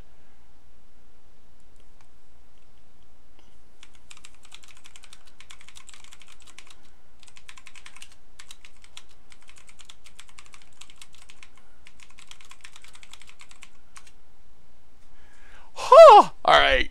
Wow. That was a really close game, and we're one away. We're one away from the 5-0. Maybe Affinity's back. Maybe Affinity's back. You showed up at the perfect time. Not only did we win, but we went 4-0, and we beat WotC's staff, which is bonus. WotC's staff on Tron. I knew there was something up with those WotC staff. They always seem like Tron players. Dirty Tron players over at WotC. We won. The 7-lander is one of my favorite wins we've had, maybe ever. Like, that's just like such a ridiculous testament to the power of Urza Saga. Remember when WotC staff made fun of Tron and everyone got mad? Good old days. That was a weird day. WotC made like a really tame Tron joke, like, what's the deal with Tron players or something, and some people got like super offended, and then other people were offended that the other people were offended and defending the joke, and it was like a huge ordeal for no good reason. Hey, good game, Hankarino. That first game, you couldn't see my hand. Our first game, Hankarino, we had to mulligan our first hand because it was bad. Our second hand was a 7-lander. We had 7 lands, 2 Urza Saga, 4 artifact lands, and a Glimmer Void. And we thought about it for a minute and shipped the Glimmer Void, and 4 artifact lands and Urza Saga later was enough to actually win.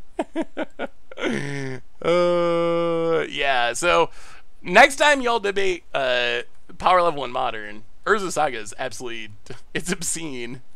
It's good enough to win with a 7-land hand, apparently, if you have 2 copies. I don't know if we can keep this. This hand's so slow. How are we drawing so many lands in this 18-land deck? Consistent. Ooh, that's a Neoform. All right, well, we got a plan. We will put probably plating to the bottom. All right, don't Thoughtseize us too much. Lure's friend. Yeah, you did some brutal mulliganing too. I know Tron mulligans a lot, but 3 is a pretty low number even for Tron. Ugh. Well, I don't know if we really needed Neoform 2. Although if we ever draw a bunch of things and can sack this Sojourner's Companion before we get hammered, we could be good. Opponent Esper Sentinel. Sure. Are we dead? Not yet. Another Sentinel. Opponent passes. Neoform Tron might be the worst Tron. Those 2 Neoforms in a row off the top were not good. There was no way. Oh, that is what we wanted. Have you tried any General Ferris Rocket Rigs build yet? We played some General Ferris right after MH2 came out. In a... Oh dear, Pure Seal 2. Oh, opponents. Well, doing what Hammer Time does. It's hard for me to get mad about losing to Hammer Time just because I do really like Hammer Time. Gonna go see the Aquabats on Saturday. Are you into ska? Oh no. Hi, and the hammer. Golly. Oh, we're super dead. We're super dead. Oh yeah, there's no hope. No hope at all. Opponent's drawing a land. Wow. Well, that's a good Hammer Time start. Enforcer, Ornithopter. Yeah, we're gonna go to game 2. There's no realistic shot, I don't think. we play this, we still only have 2 artifacts. We make a construct. Well, I mean, and another hammer is coming. There's no chance. Yeah, all right, that's not gonna do it. Not even close to doing it. Am I into ska? So not super huge. I had a friend that was really into ska, so I know a decent amount about it, and I've heard a decent amount, and I've seen some ska bands live, not recently, but I don't mind ska, but it's not like one of my favorite archetypes. Yeah, who was the? Oh. What was the ska band that I knew some people? Oh, 5 Iron Frenzy?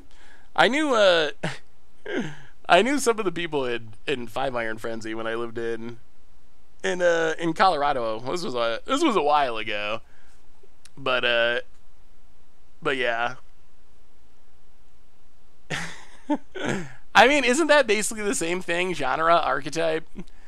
I think it's basically the same. It's like an archetype of music.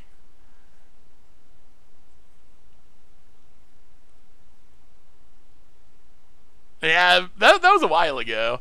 Actually, yeah. So 5 Iron, they're from Colorado, and one of the people in it also played played in a few different bands, but played in a band I really like called Black Ocean, like a regional like band from Denver. So that was kind of the connection there. But yeah, I mean, ska's like kind of fun, but I don't think it's especially like, it's not my favorite archetype. I might just keep calling it archetype. What is a Tron of music? Weezer. In that I hate it? Yeah, I guess that's a fair comparison. Weezer just makes me sad. Weezer, I heard another Weezer song recently. Seriously, the latest Weezer single, or one of their recent ones that I just heard, is it really just Rivers like complaining about people saying that his music sucks? Like that's what it sounded like to me. It was just an entire song of him complaining about people not liking his music, and like calling out like Pitchfork and music critics and saying people are stupid. Well, that's how it came across. I don't know if he said those words, but essentially it felt like he was saying people are like, idiots, and they just kind of like are sheep, and they follow what the critics say, and they don't get how amazing Weezer's most recent musical ventures have been. Oh, they used to be so good. And now he's just like, it just sounded like a salty old man. It really did. It just sounded like a salty old man yelling at the clouds. At least some of his old songs, some of the old Weezer songs that I didn't like were not. They were just like kind of cheesy, like Beverly Hills and songs like that. Were they great? No, but they were just like, their first couple albums were so good. And songs like In the Garage or Only in Dreams or some of the stuff in Pinkerton, like, they were just like, the writing was really good. It was relatable. Like, so it was just like, the middle era, it wasn't that it was horrible. It was just, it didn't live up to the expectations of their first couple of albums. But then the more recent stuff I've heard is like, oh my goodness, like, ugh, you're just like yelling at the clouds now, Rivers. Blue Album and Pinkerton are, I think are both really good. Blue Album and Pinkerton I consider to be like great albums, and then Green Album has some catchy tunes, like Island in the Sun, like.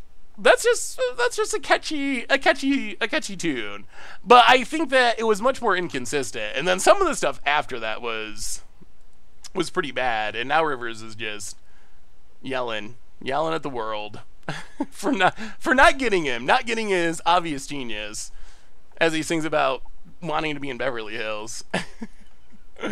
Oh, well, Urza Saga. Springleaf Drum. Pay the 1. Pass the turn. Well, not the fastest start, but we do have a removal spell this game. This is what I hear when the music is seen through rose-colored glasses.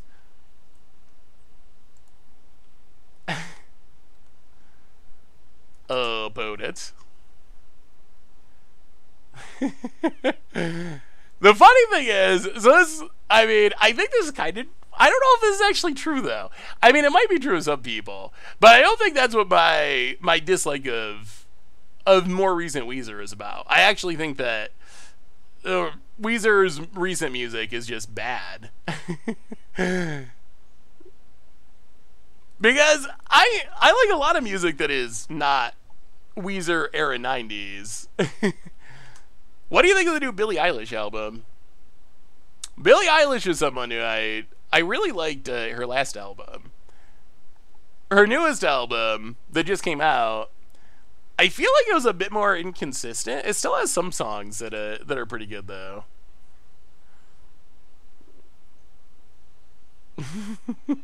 Are you sure I'm not just being the old man? Maybe. But if so, Weezer deserves it. I do like Milk Hotel.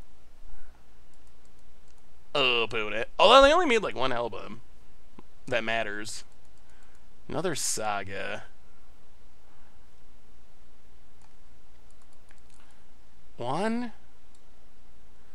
Alright, so play the land. Make the construct. Play the frogmite. Well, I mean, go Urza Sagas. If we're going to win this game, it's going to be because of Urza Saga, I think. Pass the turn. About it, adapts. Holland 1945. I think that's peak Milk Hotel. Actually, that whole album's really good. What was the most recent new band that you've enjoyed? Ooh. Oh no, oh no. Well, here comes the hammer. I actually like a lot of Billie Eilish stuff. It feels weird because I feel like Billie Eilish is way poppier than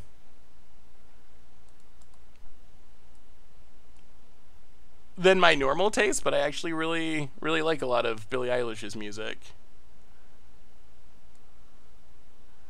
That was the strangest attack I've ever seen. Did our opponent think they could flash in? Wow.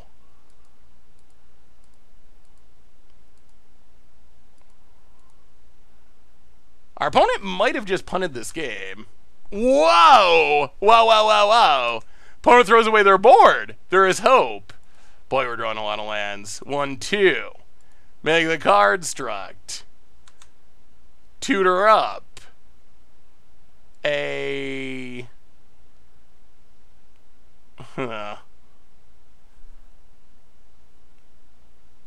guess a Memnite. Get the Memnite. Play the Saga. Hit ya. Down to 11. We don't have Spirit anymore. We took it out. About it. Adapts.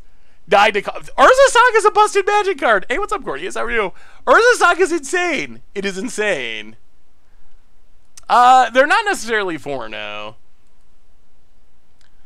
It doesn't always work that way on Magic Online. Like, ideally you play someone with the same record, but it doesn't always work out that way. I know someone asked me recently, and they were 4-0, and I was 1-0. That was one. I think they must have thought they had the Sigarda's Aid down. That is the only way that attack makes some semblance of sense.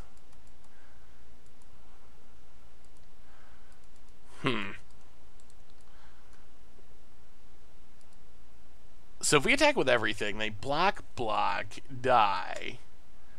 I mean, I think this is lethal, right? Just swing with the crew. Opponent can flash the hammer into play. They either double chump block or... yeah, block. So they play the hammer, we lose a construct. We have flooded out again this game, too. There's a hammer. Well, construct.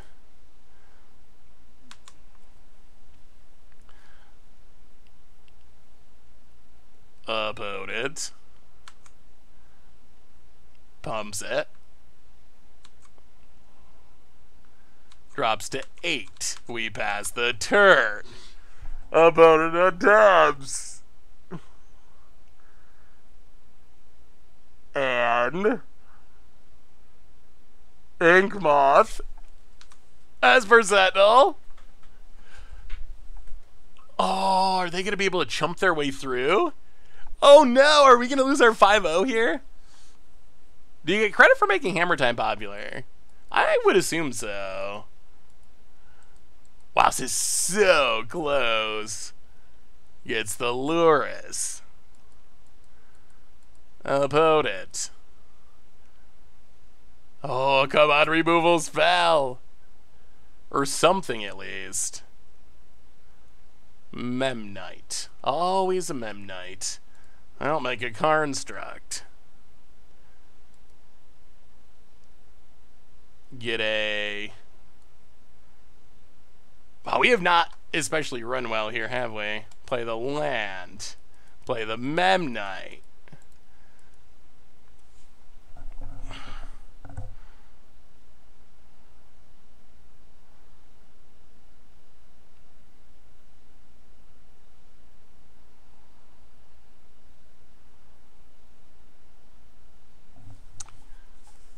Oh, we might have...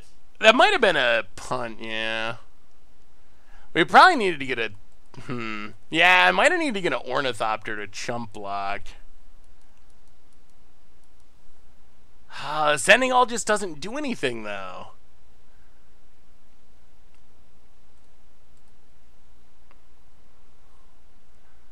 Alright, opponent's drawing a land. Yeah, I think we just gotta... there's no good answer. Yeah, we just gotta pass. Like, we can't attack.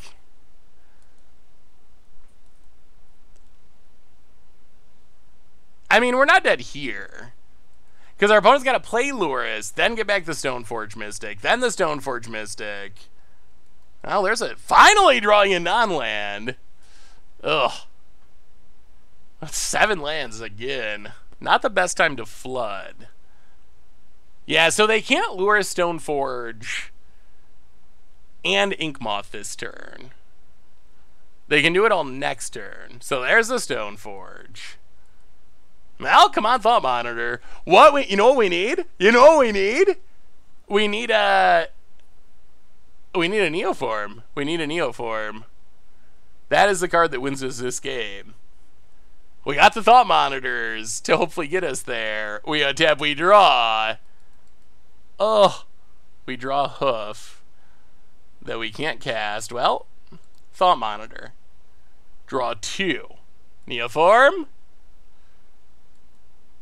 Huh. Huh. Ha ha ha ha. What does that do? Nothing?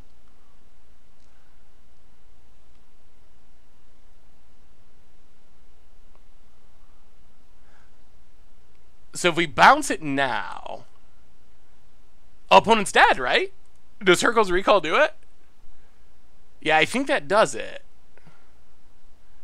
Recall. Pick him up. Well, not Neoform, but good enough. Pay the 1. Opponent. Karnstruck's God, Satnil's God, Springleaf Drum God, Hammer God. But we still got our Karnstrucks. We still got our Karnstrucks.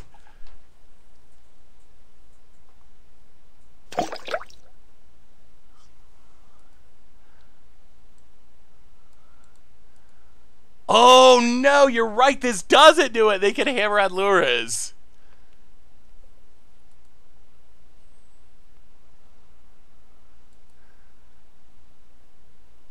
Oh, chat! I blame you. I blame you for this one, chat. So now if we attack with everything, opponent's at 21. They block. Well, alright. Oh, chat. Chat. I blame you for that. We're not still good. Oh, if we waited and did it during our opponent's turn, we likely could have won next turn. If they fired up the Ink Moth and everything.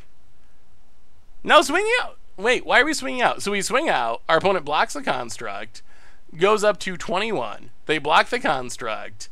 They take 11, 12, 13, 14, 15. So if we swing out, we die. Wait, how are we winning? I'm so confused. Opponent blocks with Luras. Opponent blocks the construct with Stoneforge. We get through for 11, 12, 13, 14, 15. And opponent gains 13 on top of 8, so they go to 21. So opponent goes to 6. They lose a Stoneforge, we lose a construct. That is definitely not. That attack would be almost like the attack our opponent made earlier. Where we would just kind of be throwing our board away and losing. Yeah, we really should have waited on the Hercules recall. Casting it early, not good. As per Sentinel.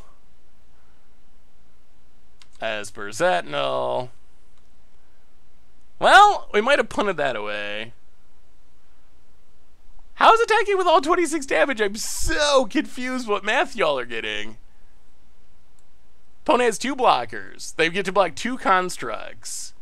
We get through with an 11-11, a 2-2, a 1-1, and a 1-1. I don't know how we get anywhere close to 26 damage. I'm so confused about it. Cast a bunch of stuff.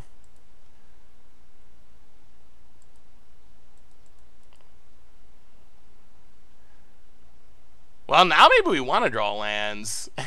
We're not that far away from hard casting Hoof. Oh! Oh, magic gods be praised. Okay. Glimmer Void. Neoform. Sack Thought Monitor. Pay the 1. Oh, the magic gods came through. The Hoof comes through. We will pay the 1. We will Hoof. Our things will become big. Now we will attack with everything, and math will be for blockers.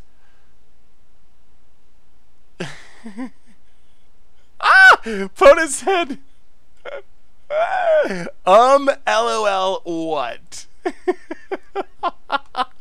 Apparently people did not expect the Craterhoof surprise. Yeah, swing.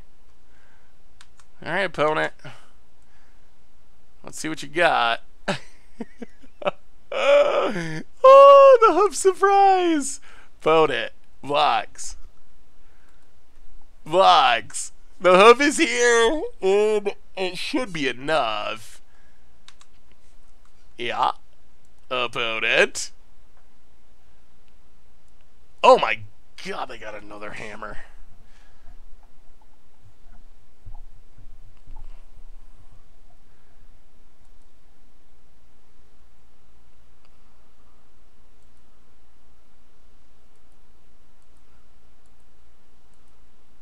This has still got to be good, right? Oh, it's still very good. Wow, we still got there. Oh, okay. Well, a little bit of punting, but still very lethal. LOL, what?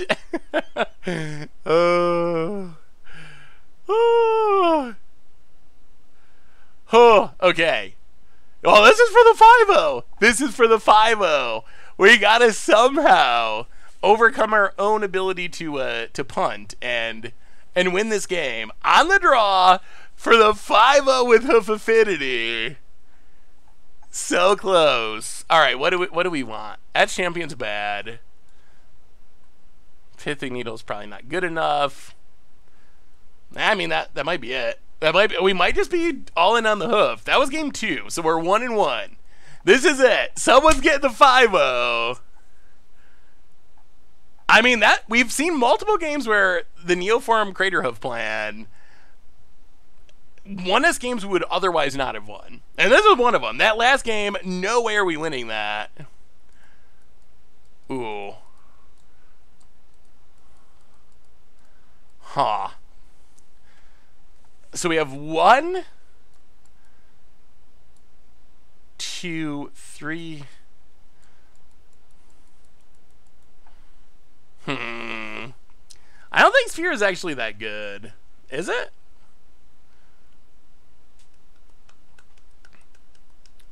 Do we keep this? So we can dump our hand in Thoughtcast. We got a dead Craterhoof.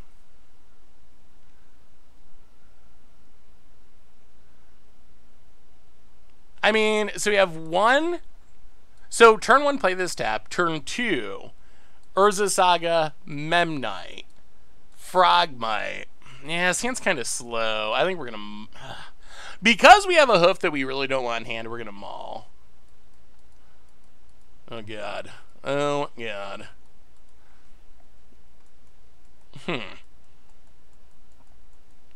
Uh-oh. Well, we are on the draw. Ish is definitely the key word.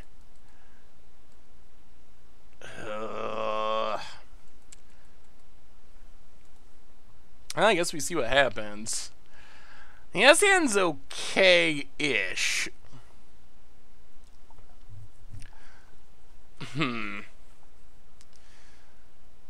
What are we going to put to the bottom?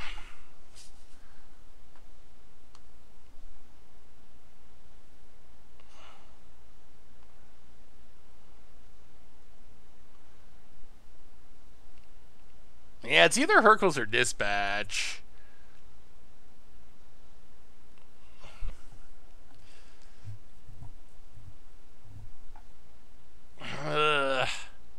Yeah, I'm not sure which of these is better, honestly.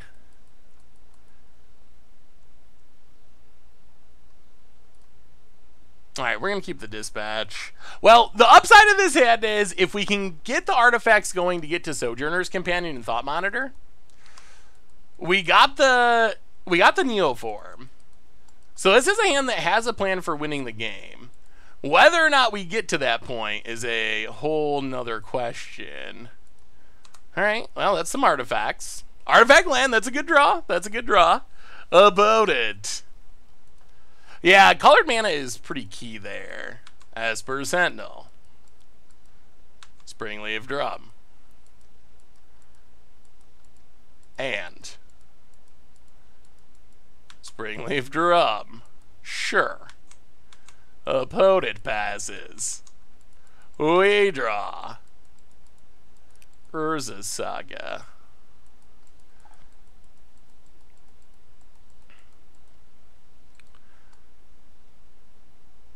I'll play the Citadel past the turn. 1, 2, 3, 4, 5. Oh, this is going to be close. Opponent.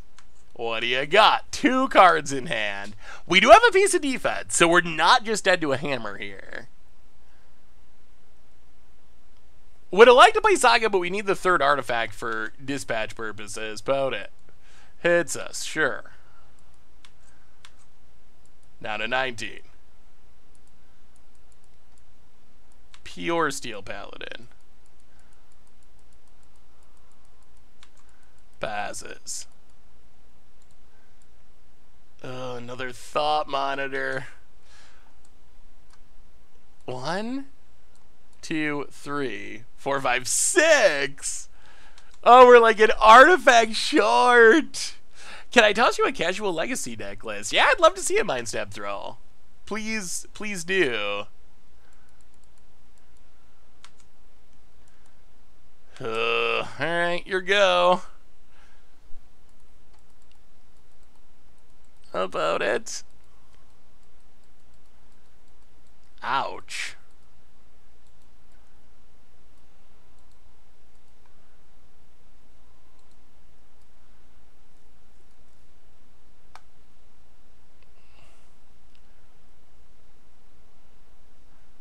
One, two, three, four. Alright, get a Darksteel Citadel. Loser is a saga. About it. Goes attacking. Down to 16. Passes. Well, Darksteel Citadel.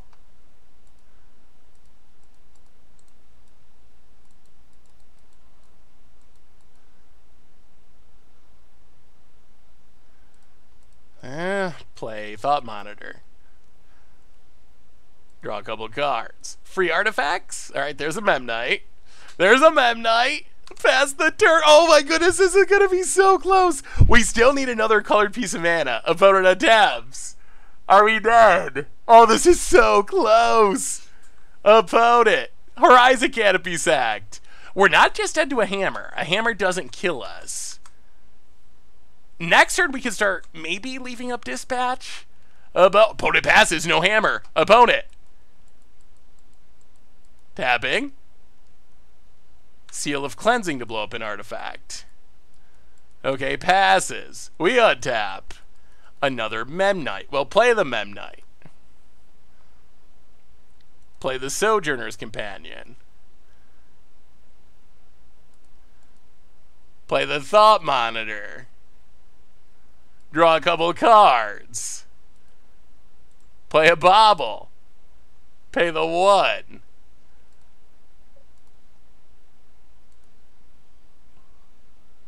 Play a Bauble. Play a Darksteel Citadel. Go to combat, hit you for 2. Oh, this is so close. Opponent down to 18. We're going to draw a bunch of cards. We'd see what our opponent's drawing too, which is nice. To know if we need to block. Because they clearly have not had a hammer in hand. Well, alright. Bauble. Take a peek. Opponent, what's on top? Snow-covered plains. That is fine.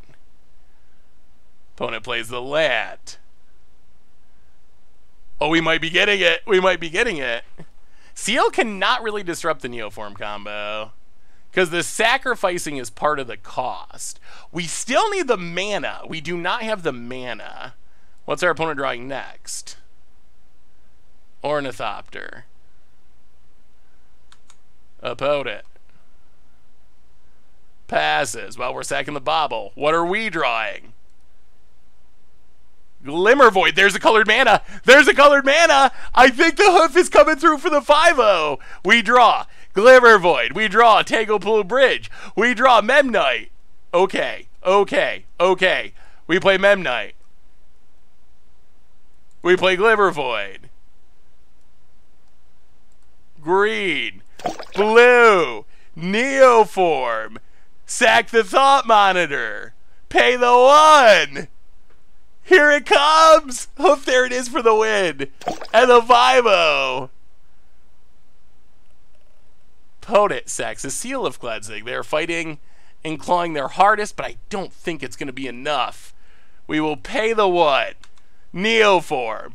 Craterhoof. And... Uh-oh. Uh-oh.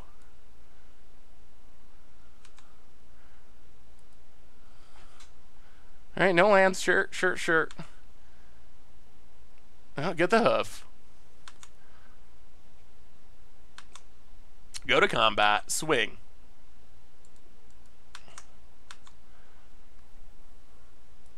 That looks like exactly 18 to me. Opponent blocks. 8, 10, death, and the 5-0 Hoof, there it is. Opponent had all the removal. They had all the removal, and it was not enough to stop the Hoof onslaught. The kids are feasting. We have treasure chests for days. Potato David and Cloudy Music, welcome to the Fishbowl. Thank you so much for your subscription. Big tip for you. Thank you, thank you, thank you. So that, it kind of killed it. Like, I gotta say, when I saw the idea of playing Craterhoof Neoform in Affinity, I thought, that's funny. But how much is it really going to matter? Like, would I just be better off playing some Nettle Cysts or more cranial platings? Like, is the option of getting a hoof, is that necessary? Do we need that? And I think the answer of our league today is yes. I think we had 2 or 3 games, maybe more, in our 5-0 that if we did not have Craterhoof to get with Neoform, we probably would not have won. So I think that Craterhoof definitely felt good enough for this deck. It actually felt very good in the deck. Also, Urza Sagas. That's a messed up Magic the Gathering card. It is a messed up Magic the Gathering card. The deck is not that expensive, I don't believe. Opponent could have blown up your land during the upkeep. I think all of our artifact lands are indestructible. They blow up Urza Saga if we had it. Yeah, and the deck's not that expensive. It's more expensive. Biggie Fudge for the 5th month. Welcome to the Fishbowl. Thank you for your subscription. Big super cheer for you. It's more expensive than the budget build. Basically, the expensive part is Craterhoof's $100 for 2 copies. Urza Saga's over $100 for 4 copies. Otherwise, the deck is pretty inexpensive. I'm not actually sure you want Flusterstorm. I guess the idea of this is to fight against Shattering Spree, because you can counter the copies of it, I'm assuming. But yeah. The deck is not that expensive, especially compared to how expensive Modern is. And it felt really good, and we got treasure chests to open. Many treasure chests. We're due. We haven't opened a good chest in a while. It's time for a Ragavan, or a complete set, or a Forced Negation, or something. Chest 1 of 11. Ooh. Modern Horizons 2 Booster Pack. What should we do with that? Uh-oh. Opening packs is usually a horrible idea. You never get booster packs in these. It's currently, the EV is 2 tickets, and you can sell that for 7 tickets. Opening it is probably a horrible idea. All right, let's open more treasure chests. Let's open more treasure chests for now. Next up. Ooh, Liliana Dreadhorde General. I don't think Big Lily is actually worth much on Moto. It is sweet, though. The problem is it doesn't really see play in any of the Moto formats. I guess it's worth a buck 50. Mantle the Wolf. Never really caught on. All right, few play points. Well, treasure chest number 3. Fraying Omnipotence. Pretty bad. The worst Pox of all time. What do you think about reprinting Pox? Should we have Pox in Modern? That would be fun for some people. Forbidden Orchard. Also, I don't think very expensive. Forbidden Orchard does he play in some vintage decks. Yeah, not worth really anything. 18 cents. Well, 7 to go. Cat Jesus. Also, ooh, we might be due for another Shared Fate deck. It's been a minute since we played Shared Fate. We played it for Against Odds once a long time ago. Shared Fate is one of the most unique, weirdest build-arounds of all time, because what it wants you to do is play horrible cards. Basically, your opponent plays with your deck, and you play with your opponent's deck, is how this card works. So the way you make Shared Fate really good is you try to play ways to find it, and then you play the worst cards possible, because the worse your cards are, the worse your opponent's deck going to be, because they're actually playing with your deck.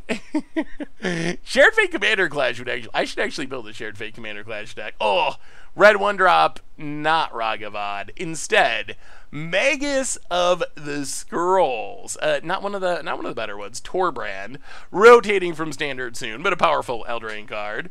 Genowishes, intro pack rare. Kind of a neat card. I've always liked Genowishes. It's not a good card, but It's kind of fun. You get to, like, Omniscience the top card of your library for 4 mana 3 times.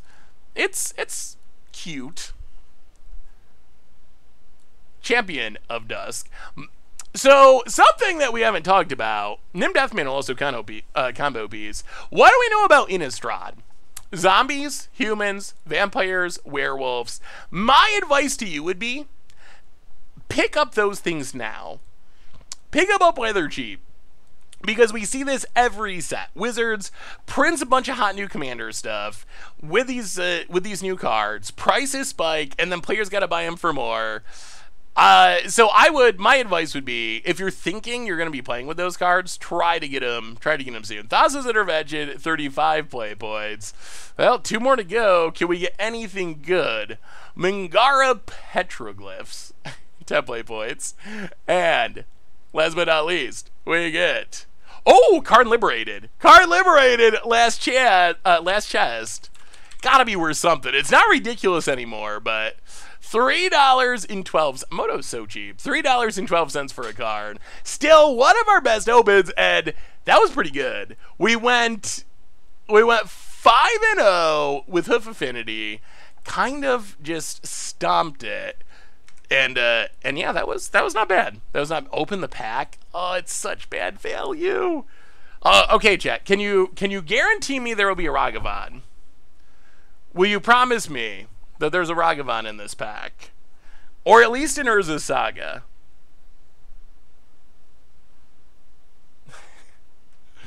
I wanna guarantee. Ragavan guarantee.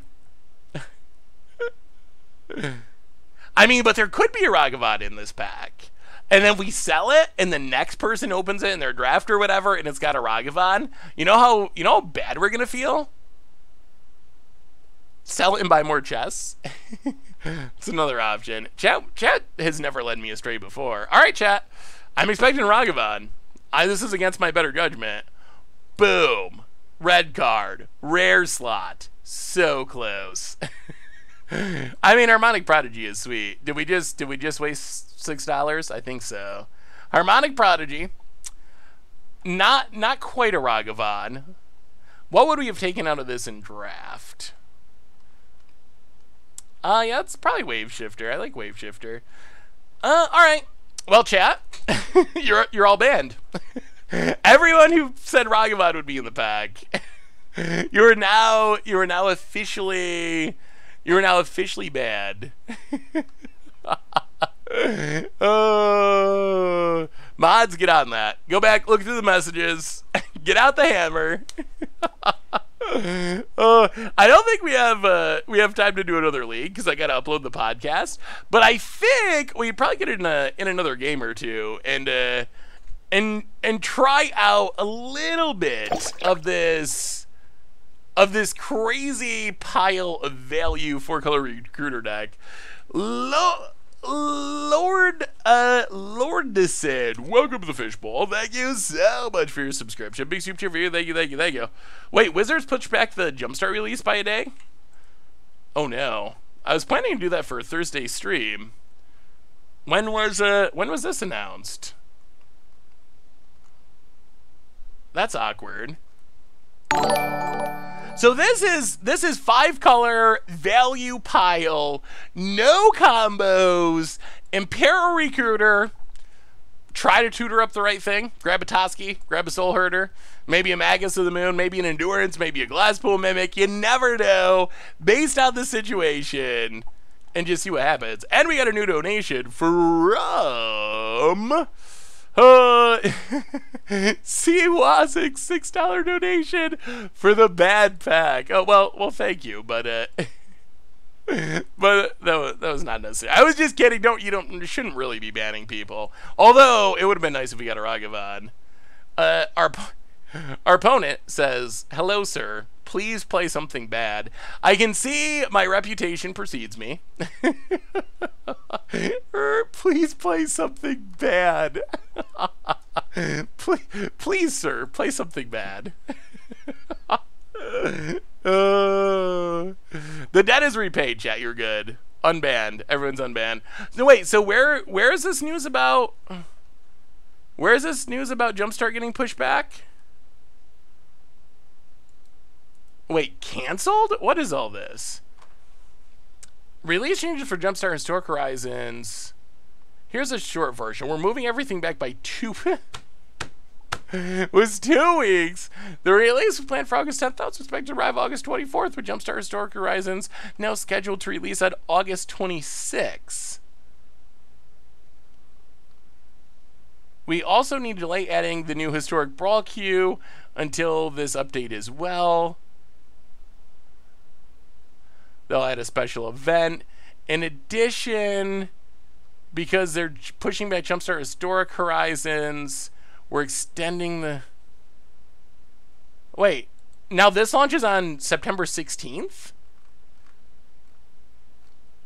This was September 8th. So they've pushed back... What in the world? Huh. This was supposed to be September 8th. I know they had an article they published that said September 8th. Updates to rank play. Huh. Okay, so basically, Wizards. Wizards is apparently making so much product they can't keep up with it. They're just putting so much product out into the wild for us to give them money for that they can't even program it all. So what this seems to be saying, if I'm reading this right, Jumpstart was supposed to release on Thursday, but instead it's going to release the 26th, 2 weeks later. Innistrad was supposed to release, I guess it would actually be the 9th, in digital, but that's getting pushed back till the 18th of September. 18th? Did that actually say, is that on a Saturday? Wait, that doesn't sound right either. Oh, 16th, okay. So basically, Jumpstart's pushed back by 2 weeks. Innistrad is getting pushed back by a week. That also does not leave that much time in between Innistrad. Ugh. Huh. I don't know. Well, that's pretty disappointing, because my thinking was, we have new Standard coming. Once Innistrad comes out, I think everyone's going to want to see new Standard, going to want to see Innistrad in Modern, in Pioneer, but we're going to have a nice cute little window between now and Innistrad where we could do a bunch of new Historic stuff, and it would be kind of fun to try out all the new Historic decks. But instead, by the time Jumpstart releases, it's going to be right in the middle of Innistrad spoilers, I think. Which, yeah. I don't know how that's going to go now. I have no idea. Huh. I don't know how... Oh, let me see Mind Stab Throw. Coraxa. Opponent. I guess we get rid of Endurance. Get Croxed. Oh, that's... Glacial Crevasse is one of my favorite sleeper cards from Ice Age. So that's super sweet to see Mind Stab Throw. I haven't seen any Glacial Crevasse action in Legacy ever. So that's a really fun random idea. Huh.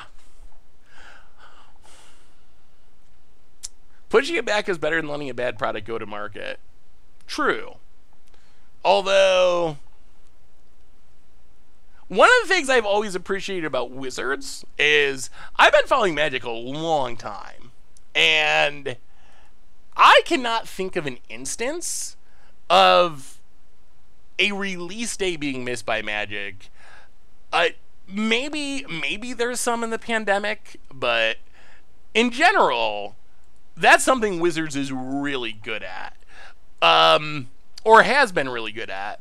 So I think it's a little disappointing to see dates need to be pushed back. The other thing I question is what changed in the last, week or less? What changed in the last week or less where everything was gung-ho for a release on Oh, opponent legend rule. Where everything was gung-ho for release on the 12th, a week from now. And then just a handful of days later, they're like, no, this isn't going to work. We got to push it back by 2 full weeks. So that's, I don't know. Hopefully it's, like, is this a big deal? No. Is it a big deal they got to put back Jumpstart Historic Horizons? No. Is it a big deal that Innistrad's going to be a week later in digital? More than Jumpstart, yes, but still not the end of the world. I just hope it's not a harbinger of things to come. Because that would be...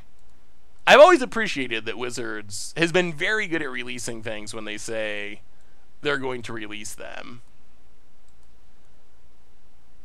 Yes, it's fine. Get rid of the Bob. Bob down. And yes, I will update the deck list. Flooded Strand. Get in. Hit you with the Charming Prince. Opponent. Takes it. Well, so what are we playing in the meantime? Modern? Maybe we'll get in some more Pioneer. Already working on some more Legacy. So, well, I guess that's a good question for all you while we're hanging out here. What do you want to see over the next couple of weeks? Because, like I said, I was expecting that starting Thursday, we'd probably be playing a lot of Historic for a couple of weeks, but it looks like that will not be the case. So, so what do you want to see?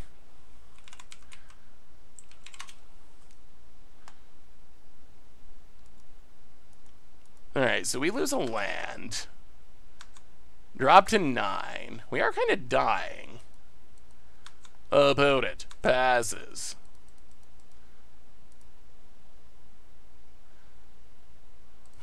Mount 1, 2, 3. Yarion. Hit ya. Yarion blinking here would be sweet. Opponent takes it down to 10. Pass the turn. Pioneer, Legacy, Modern, in that order. Ooh, Pauper. We haven't played Pauper in a while. They're likely working in 2-week sprints, meaning everything could be on schedule until the backlog reared its ugly head. Yeah, I don't know much. Tiny Leaders, Kamigawa Black Tiny Leaders. I don't know much about how the scheduling of programming works. I don't go to combat. Attack ya. Hit ya.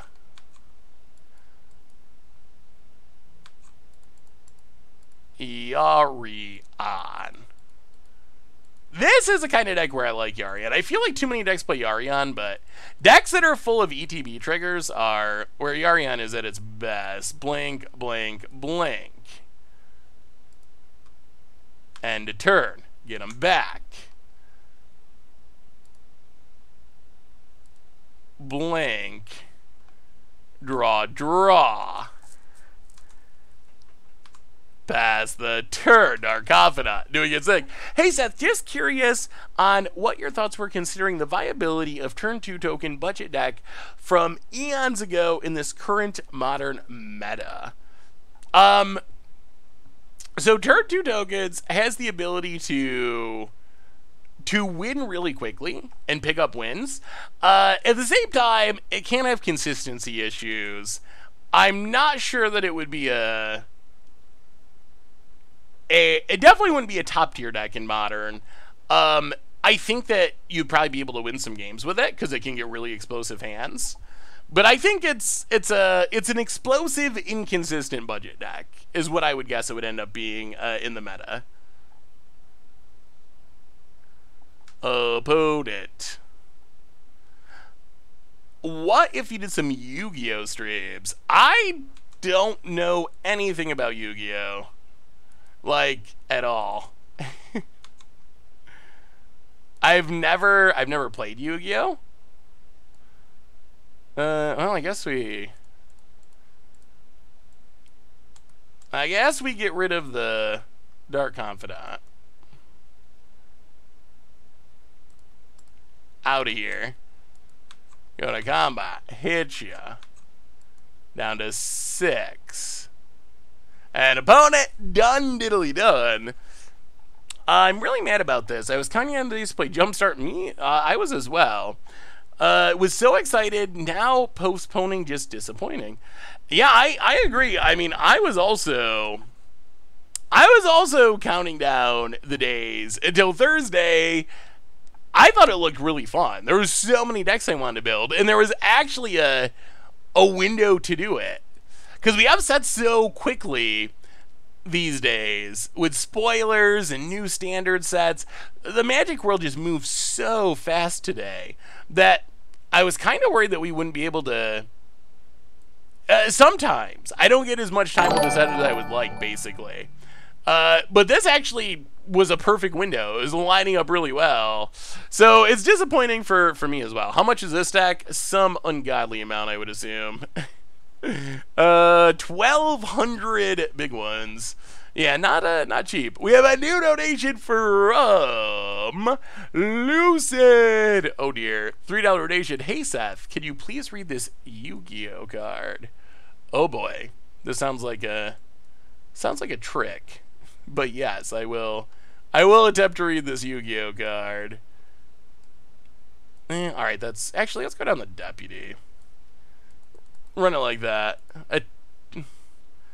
Wait, I don't think your Yu-Gi-Oh card actually works. That link doesn't work. Let me see if I can look it up. Linear equation cannon.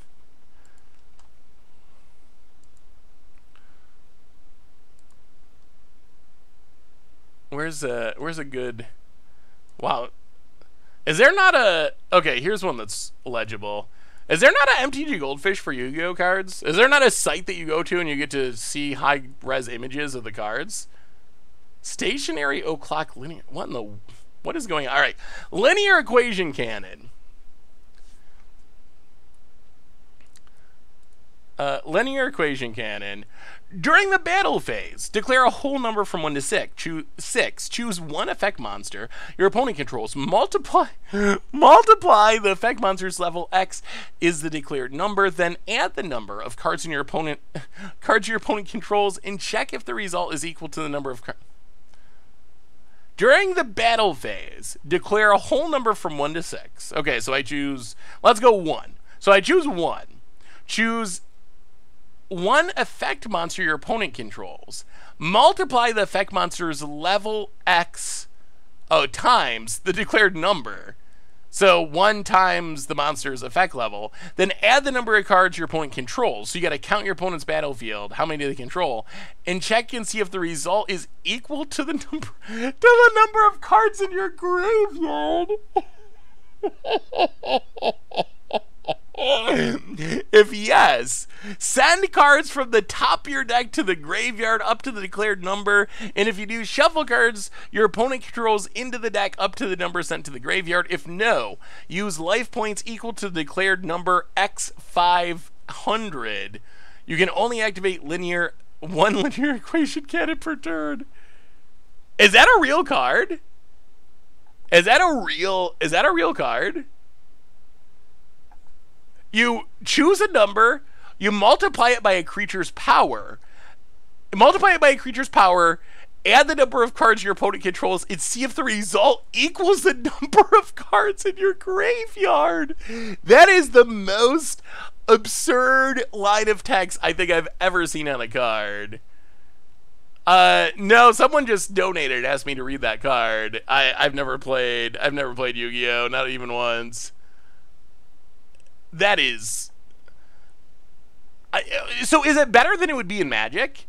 In Magic, that would be absolutely horrible. The odds would be so low that you choose a number, multiply it by a creature's power, add the number of cards your opponent controls, and have that somehow equal the number of cards in your graveyard. It would be like 1 in a billion. Like that would just be so inconsistent. There's no way you would consistently trigger that. I don't know anything about Yu-Gi-Oh, but was that actually like a card that people played, or is it just like a joke? Okay, terrible in Yu-Gi-Oh as well. That makes sense. The level would very badly be analogous for analogous to mana cost. Power and toughness are called attack and defense. Oh, so it's more like mana value than power. Okay, okay, that makes some amount of sense. I think like the flowchart for chains. Yeah, it is. It is kind of like that. Yeah, we were talking about the disappointment of Jumpstart Historic Horizons being delayed, which on one hand, it's a weird special set. I'm willing to cut Wizards a smidge of slack there. On the other hand, Wizards traditionally is very good at not missing dates like this, and it makes me nervous that that's something we're going to be seeing more of in the future. And I also don't understand why it changed so quickly. Because just like a few days ago, we were getting spoilers and articles about the release date, and everything was, you know, seemingly on schedule. So it's weird to me that they went from, yeah, you know, get your wallets ready, you know, buy some Jumpstart Historic Horizons, to 2-week delay. The bigger problem is it kind of kills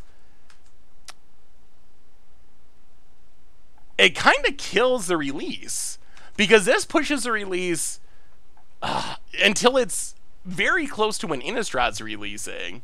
So I feel like it's going to greatly reduce the interest in this set.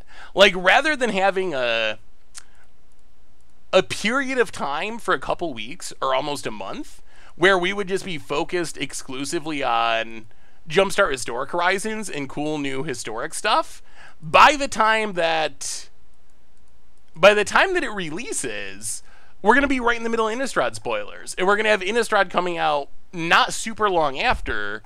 So yeah, that's the part that's most disappointing to me.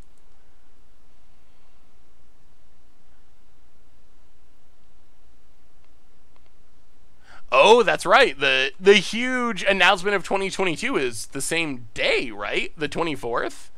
So we actually are going to have the big announcement of next year's sets literally the exact same day that this is releasing. And then the other thing is, it's an expensive set. Jumpstart is an expensive set. There's no way around it. I don't care if you're free to play or paying or how many cards you need. If you're planning on doing the Jumpstart thing, it's going to be expensive, and I'm not convinced that players have the finances to do Jumpstart and then do the next standard set like very, very, very shortly thereafter. Like, I feel like that's another negative for players, is how, like, Benny was just saying that in the chat. Benny, you've been sending me deck lists for Jumpstart Historic Horizons, and now because of this, you're saying, like, you might not even do it. You might not even bother because of how expensive it is. Yeah, we went 5-0 with Affinity, and now we're just ranting about Jumpstart being delayed and doing a game with this 5-color recruiter deck, which is actually kind of interesting. But yeah, doing a game with this 5-color recruiter deck before we go upload the podcast. Let's see. So kill Liliana, hit our opponent for 3. Oh, this is actually pretty good. We get to kill Liliana, hit our opponent for 3. Then we get to Eternal Witness. Oh, this is really good. Man, this little value stuff is working out. This deck could use a Panharmonicon, though. We get Eternal Witness back Prismatic Ending the rack, and then we're just in business. What cards do you think are must-craft from Historic Jumpstart? Well, I'm glad you asked. I actually, just yesterday, and someone should read it because... Someone should read it because I spent a ton of time making this article and video. I actually just made a massive 10,000, 11,000 word article along with a 40-minute video going through all the rares and mythics and new cards of the set to rank them based on on tiers based on how much you're going to need them to play Historic. So, but TLDR number 1 was Seasoned Pyromancer. Oh, some people asked me about Dragon Rage Channeler not showing up in the list.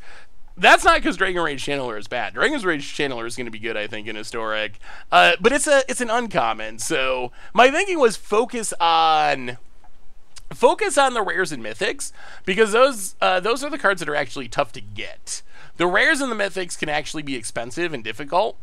Uncommons, I assume that even if you're a free-to-play player, you should have enough uncommon wildcards to go around. So that's why I didn't go into Dragon Rage Channeler in other uncommons, is I just assumed people would be able to get them.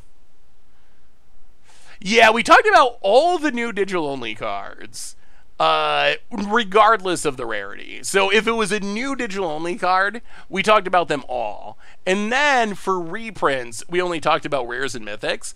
Although I did mention, like, when we talked about Nettle Assist and Thought Monitor, I think I also mentioned, like, these cards are going to be good, in part because we're also getting Mirror Enforcer. So, or like I talked about Restoration Angel and Blade Splicer in the Blink archetype, and I had those as A tier or whatever, because they'd be good in the Blink archetype, and part of the reason why they'd be good was because Soul Herder was also a thing. So there was a little bit of, like, overlap like that, but... Kobo, welcome to the Fishbowl. Thank you so much for your subscription. Big super tier for you. Thank you. Oh, well, that is the Blink deck. We might play more of it in the future. It is a fun value deck, but I mean, we killed it with Affinity. That was a big takeaway. Craterhoof, Neoform, Affinity, mash it all together. It's actually, like, really good, surprisingly strong. So, on that note, though, I think, sadly, it is time for me to go upload the podcast. It's going to be that time. There is good news, though, and if we want some good news, it's that we're back to stream in 21 hours from now. 2 p.m. Eastern time tomorrow is the next stream, so we'll be back to have more fun until you know it. Thoughts on Elrond's new toy? Wait, what's Elrond's new toy? Elrond's Epiphany? I'm so confused. But anyway, reminders as we get ready to do some raiding. Who should we raid? Any raid suggestions? We gotta raid. We gotta find someone. We gotta find someone good to raid today. Let's see. Who are we raiding? All right, let's go with this one. I have no idea who this person is, but it seems fun. All right, so on that note, everyone, that brings us to the end of today, but we'll be back tomorrow, 21 hours. So in the meantime, replay YouTube if you missed anything from our sweet 5-0 with Affinity, normal YouTube, Budget Magics, up doing some copy milling and standard, tons more stuff coming up on the YouTube, so keep it out for all of that. One more reminder that our sponsor today is Card Kingdom, and they're awesome. And if you need some Magic cards, you can get them from over at cardkingdom.com. If you get a free goldfish sticker, let them know you want one, they'll hook you up. Most importantly, thank you to all of you. Like, seriously, everyone, thanks for hanging out, hoofing, affinitying, blinking for value. Seriously, I always look forward to it. I appreciate you all so much. So, yeah, come back tomorrow, have some more fun, play some more Magic, complain some more about Jumpstart being pushed back. So, until then, have a great night, everyone. I'll see you tomorrow, and I will talk to you soon.